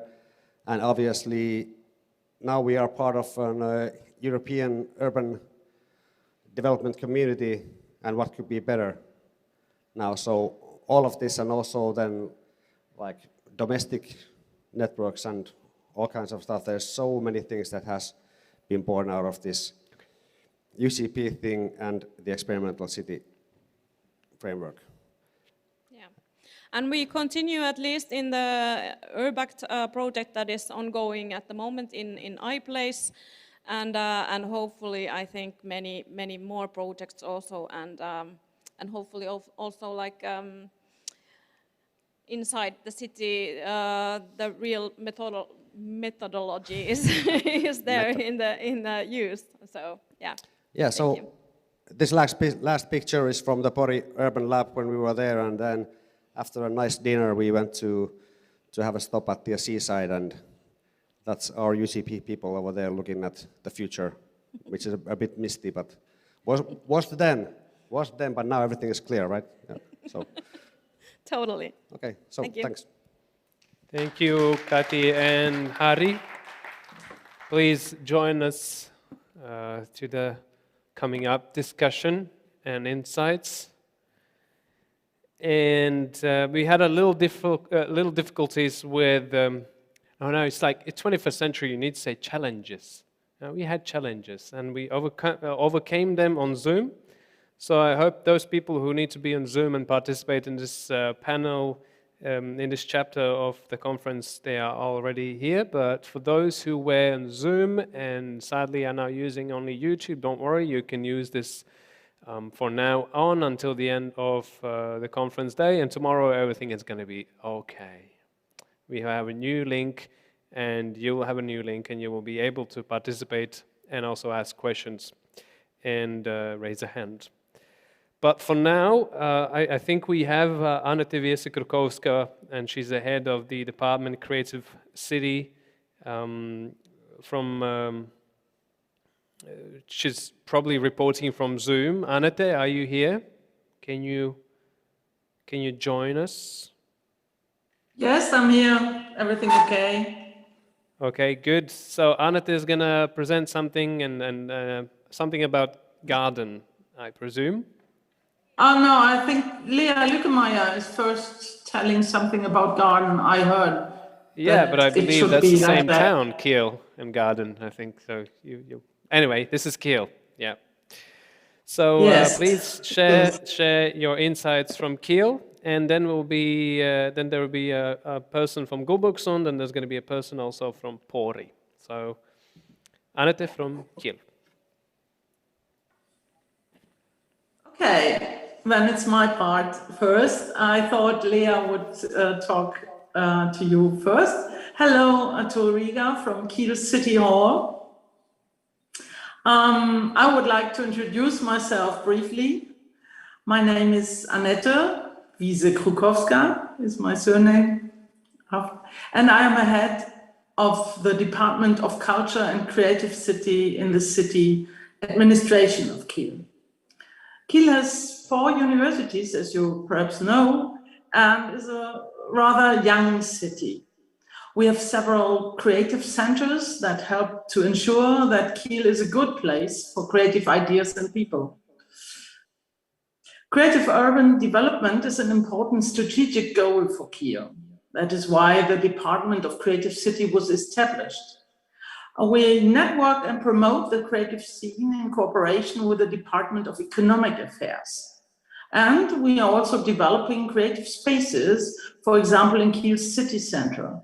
There an empty shop is being used so that the art and creative scene can make their work better known in Kiel. Promoting creativity also means that our city administration makes use of creative spaces. Creative bureaucracy is also a strategic approach that we work with. We want to think in terms of possibilities. Charles Landry, the well-known urban developer of creative thinking, is our partner in this. We are currently testing a tiny town hall and visiting different neighborhoods to engage the local people in Kiel. Citizen participation is an important approach to urban development in Kiel. And cultural planning is a very good method for this, which has been tried out particularly strongly in Kiel Garden. Lea Lückemeier will talk about this. We now want to bundle the experience we've gained and started a new project with the Böll Foundation. We started in July, so only 2 months ago. The aim is to disseminate approaches to artistic urban development, including cultural planning in Kiel. We do something, we develop a learning process, we build on our experience with cultural planning, with artists, administration, and other interested parties. We will make an accompanying program, events with inspiring examples of artistic urban development from Germany and from the Baltic Sea region also. Advice and support for projects that want to apply cultural planning in Kiel will be giving. And further expansion of the international network from the Urbcultural Planning Project. We want to bring interesting people to Kiel from this project. Our goal is inspiration and exchange. That's what you're doing in Riga, just in time. So we are looking forward to the results of this project and want to further establish cultural planning in Kiel because it allows us to involve many people in urban development. We already won a federal prize this year and have been awarded as a cooperative city. Cooperation is a good approach to bring administration and civil society into a productive exchange. Kiel wants to become even more creative and actively meet the demands of our time. International exchange is very important for this and brings us all together a good deal further. Our goal is to be a livable city in which new ideas have a good chance of becoming reality. The people in our city are at the center of all our actions. Together with them, we want to develop Kiel creatively. Thanks for listening. That was my part. Thank you very much, Annette. We have our next representative. Yeah, maybe you want to give a round of applause. Yeah.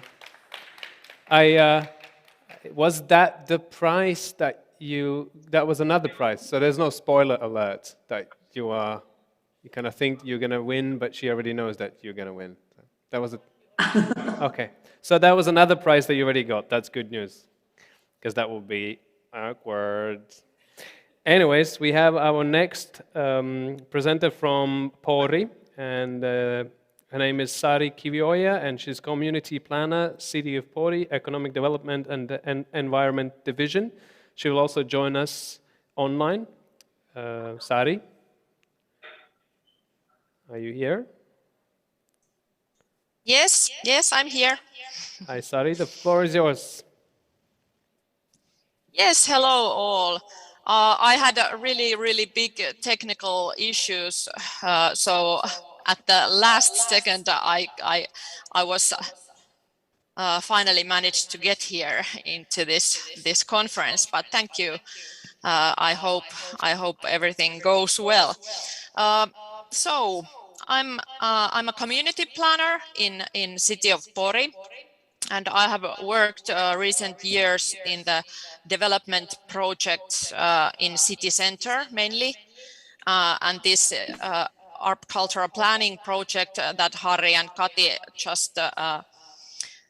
just told you about was one of the biggest projects in city of Pori, and it has had a huge influence in the city of Pori. So I think I can list maybe 5 main points that we have thought that has made most influence in city center. Let's see.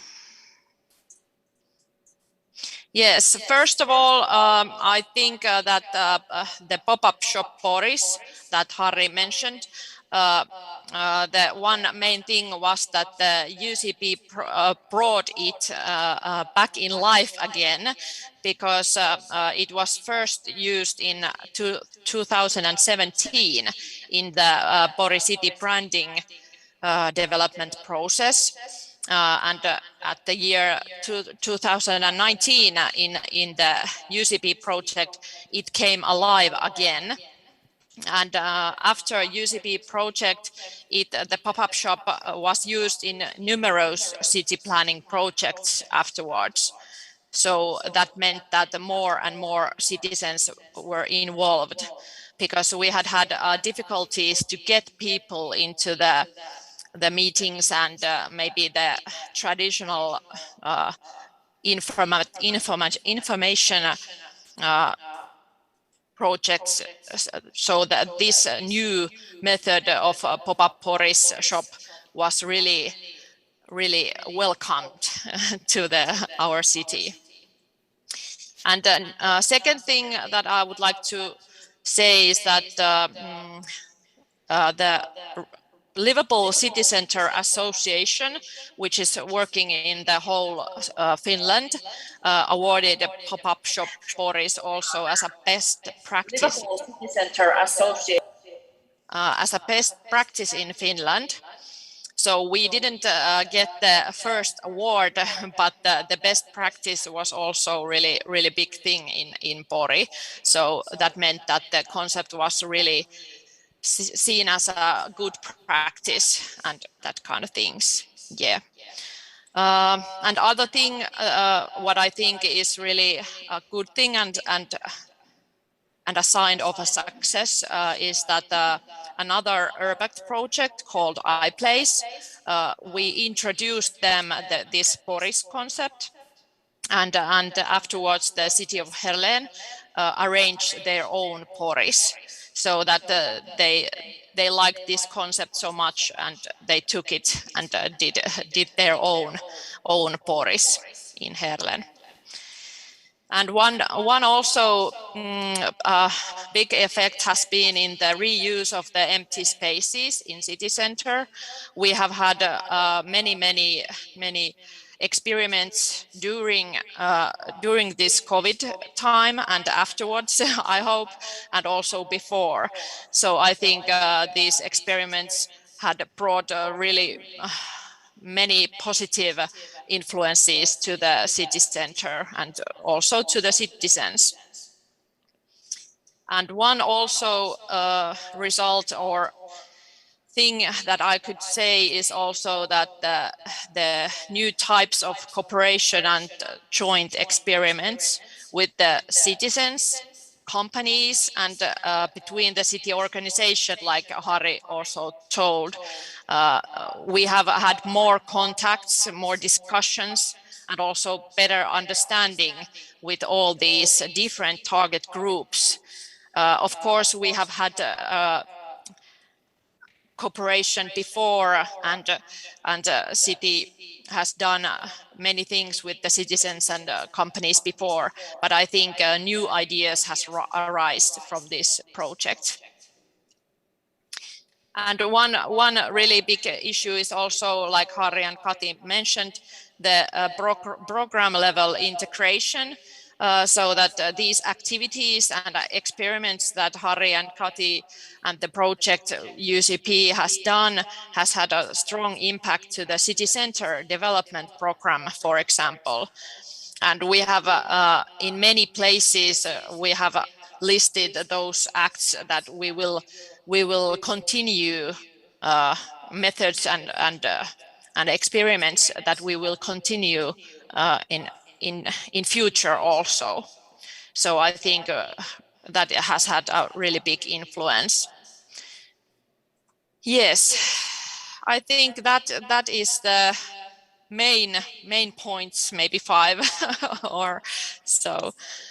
Thank you, Sari. I can. Yes, thank you. Thank you. So we have the end of the official session. So all of the demonstrators have reported, and municipalities have expressed their insights. Do we have any comments or questions on Zoom, or any comments and questions from here? Maybe there is a question or comment from Jonas, since he was participating in Pori, and he also probably knows something more about other places. Where isn't he? Like Jonas is everywhere, so probably he has something to say. Jonas, do you have something to say? I always have something to say, Martin, you know that. About Boris and that's Boris, the problem. About Boris and Borrelia. So, I mean, yes, it was the bear, first of all, because everybody associated the bear with a Boris, but it was quite much beer involved while we were talking about the bear, and then the name came up. No, what I want one more time to express is how important is this very excellent cooperation. And I wanted to say that already earlier in the Sarkandaugava session or Riga session where we were involved in Riga and Lithuania. Specifically having Gunter Suskuls then on the panel also, who unfortunately left already, how important it is to have a very, very good counterpart sitting in the other side, so supposedly other side, in the city council and the departments and the cooperation point. Because with Gunter's and for sure also with Janis and formerly Justin and others who are like involved here in Riga, as an example, I think it's very, very important to mention this, that if you have this cooperation, and the same is in Podi, also one of the guarantee of the success of that story there, is to have this really, really, really tight net between activists and artists in that case also, and the city. That there is really a cooperation. It's not just a blah blah, it's serious, it happens, it works, it exists. And I mean, in cases of Hadi and Kati, you can even say they both are both as. They are activists and at the same time they're also representing the city because they're working really for the cultural department. And that's crazy, you know? You really have it like one on one and it makes things really run. It works. And this is what I find enormously important to mention. But probably you could call it mutual equality, that all the three parts are equal to each other. Yes. I mean, the triangular, we are always talking about, I mean, already in my studies, back 30 years in Germany, I learned about the triangle that you need in order to really set up a productive cooperation, an equal cooperation. And that is what starts to probably nowadays work. I mean, maybe we are at that point that we can start to elaborate it, really.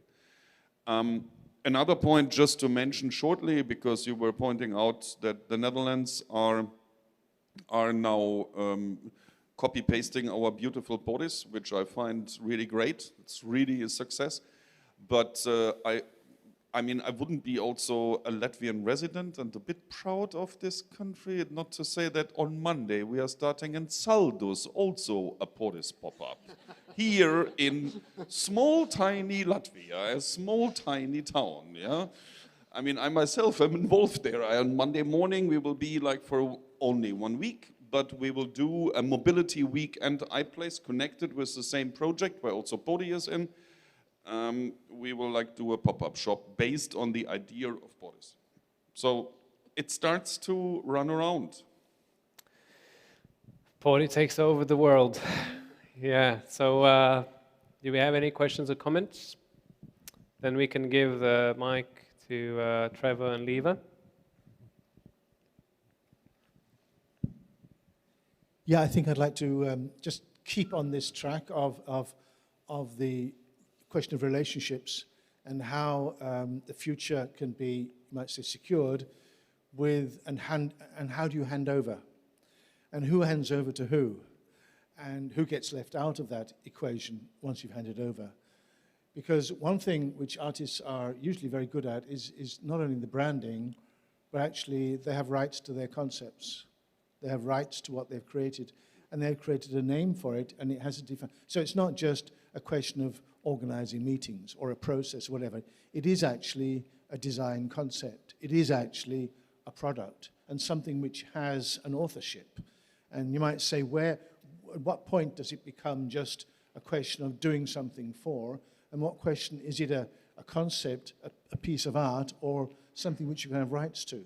So I think in a way, it's actually interesting to think about, if we were clever and smarter, maybe the Polish shop should be actually branded and should be actually have its rights. You should have the rights to that, as you do other design concepts, and as the festival here has that. And so I think this is an interesting thing, because otherwise, do we risk becoming just consultants who are engaged for a time and then shown out the back door because there's another project and another EU funding and another organization and another place in town where they will use some of the ideas, but actually the originality and the personification and the identification are lost. And in my impression, a lot of these cultural planning projects have had that, they've been assimilated into a public process. But the trouble is they assimilated, they may change a little, but after a time it all gets lost because it gets watered down. So this also demands that we kind of structure things in a little more, in a little fashion. So I'd just like to ask you three guys, is that takeover process ideal as you see it, or could it be done better for, you might say, for longevity and actually securing the concept and securing the public good of what you've been through? Just shortly. I think that the methods should be like, there's a plan to actually start, writing down the methods and trying to get to the root of what we did, because it's basically what we were doing. It was just intuition, It wasn't planned. It turned out to be this, which seems like a very clear idea at the end, but it wasn't that at all when we started. So we were just, it was a moving train, and then we, just had, to solve things.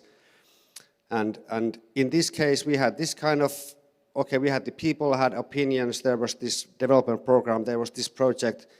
This model suited this particular case. So in that way, I think the copying it's a bit complicated. I mean, it's nice that people are doing it, but you can't skip the thinking. So how do we make the thinking process into then you do a workshop like this that lasts this many weeks, and you do it like this, doing that, and not, it was just a pop-up shop basically, but why was it exactly like that? That's the interesting part, I think, and working on that is super important, I think, turning into a book or a movie or whatever. And I was lucky to be documenting the Pori shop because I was documenting the Pori Urban Lab, and actually you can see the documentation there as part of this design lab documentation. At the end there are these big A3s with 3 maps of the Pori shop where we really tried to disseminate what was happening here, and all these different kind of details, starting from flow to, oh, they had like this type of post-it section, and then if you really like this idea, then you just add a heart, and you don't need to add a new post-it. Different kind of small ideas, or like bringing outside benches inside. And I wonder, of course, like you brought outside benches inside because you had them on hand, and someone else might be, we need to get outside benches.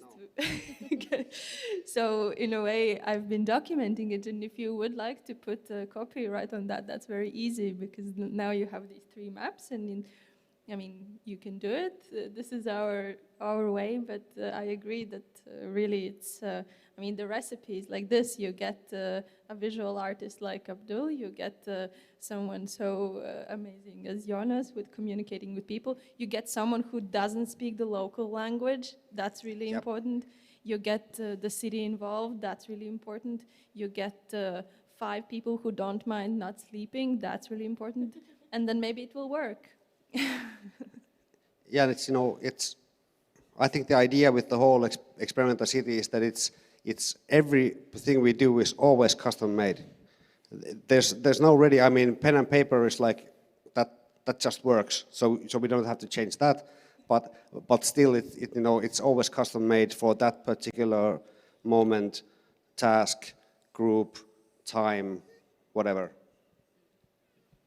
Yeah, and I think we have to remember that now that we are in an EU project, everything is free for everybody, so all our results are, of course, public at the moment, but it doesn't, we can still concept them further, of course, and what happens after the project is another story, but everything that we have now is, of course, public.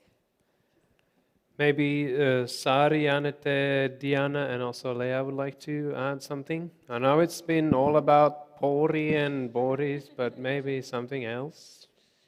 Yeah, maybe I can give an example, because in our case it could be nicely drawn with our Instagram channel, for example. At first I was saying we have to show the results, we have to use social media. So I started the social media channel for Gardenecken and Decken. And somehow I couldn't be there for all activities, and then we started, like the artist Nadine and me, posting both. And now it's her using also the channel for other activities she is doing. So she took up the initiative, and it's her now. I don't have any say in that anymore.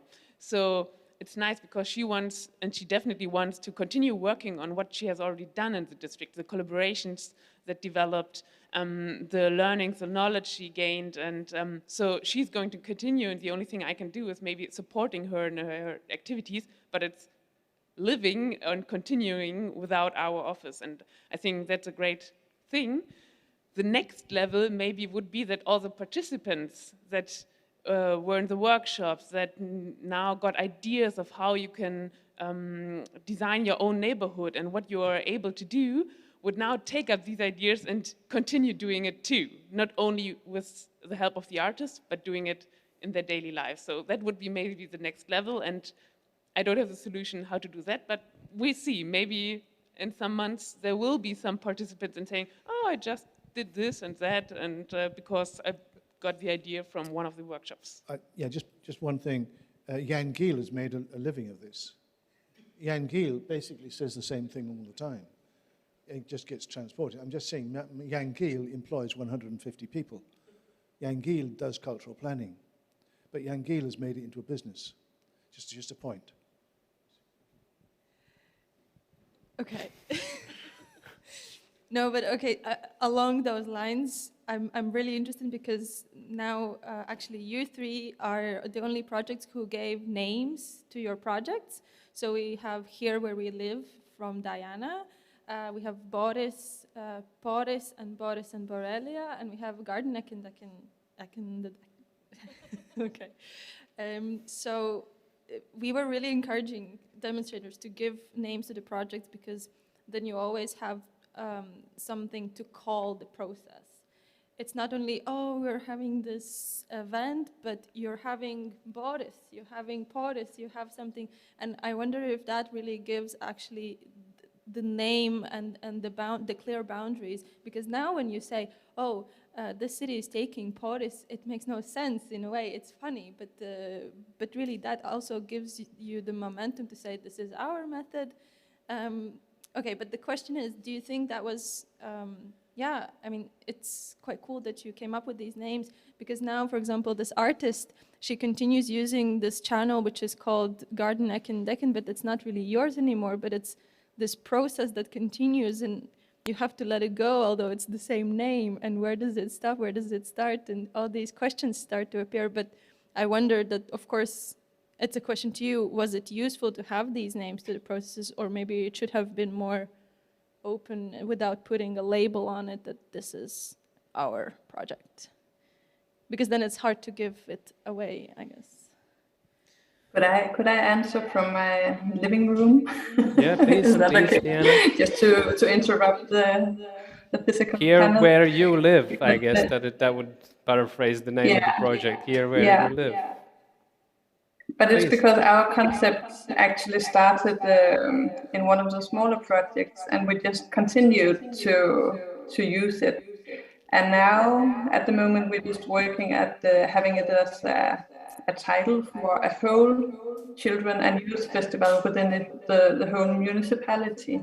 So perhaps within the coming years, we'll have like a whole Urbcultural festival for kids and youth, working with the title Here Where We Live, also making this mapping of neighborhoods in other cities. So that's just one example of how it can move on.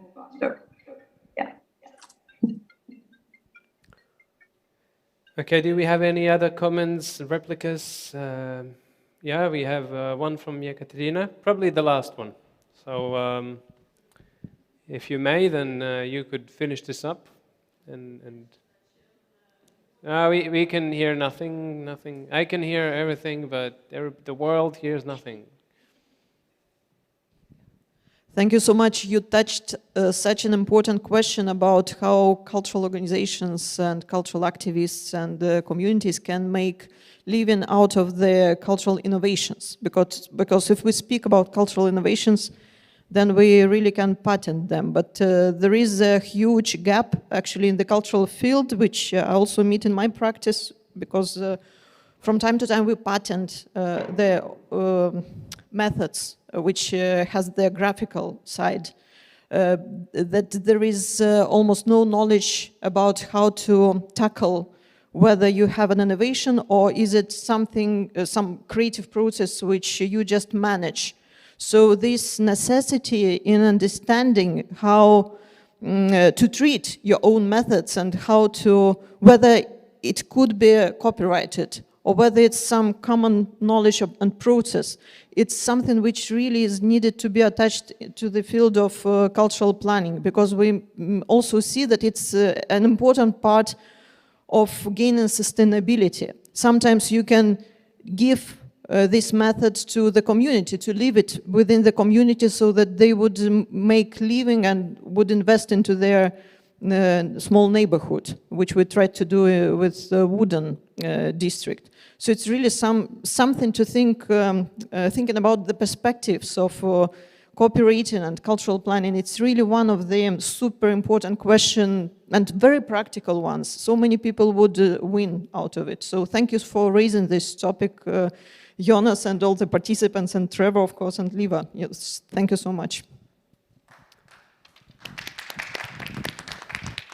So thank you very much for this section, but also for this very, very long, but very rich and very inspiring day. We have had many demonstrators and many city representatives, so it really explains you how this all works, but also it gives you the vision that it does work, that the city has something to say about demonstrators, and demonstrators work directly with the city and with the community. So I think this was a very good day to explain you what Urbcultural planning was about, and tomorrow we're just gonna continue, so you just be around. Anyway, this is the moment when I say thank you very much to those who have joined on Zoom today and also on YouTube. So this is the moment when I say goodbye to all of you online. See you tomorrow.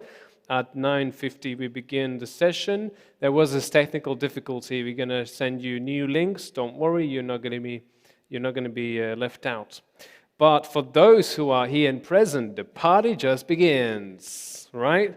It all begins with a coffee break. So there's going to be a coffee break now until let's say 4 o'clock. And when it's 4 o'clock, we're going to begin the Viskali venue tour. That also will include the gamification studio. We don't have anyone from the gamification studio here. So sadly not. But if you visit there are a lot of cool guys and girls doing very interesting things, and they're very talkative, so you can participate. There's also this game there, so that's going to be part of the tour. So the tour will be led actually originally by two guides, by Kaspars and Jonas, but since there's probably not going to be that many people, let's see. But there are two tours now. Maybe Kaspars can come here, and I can, yeah, thank you. You can leave.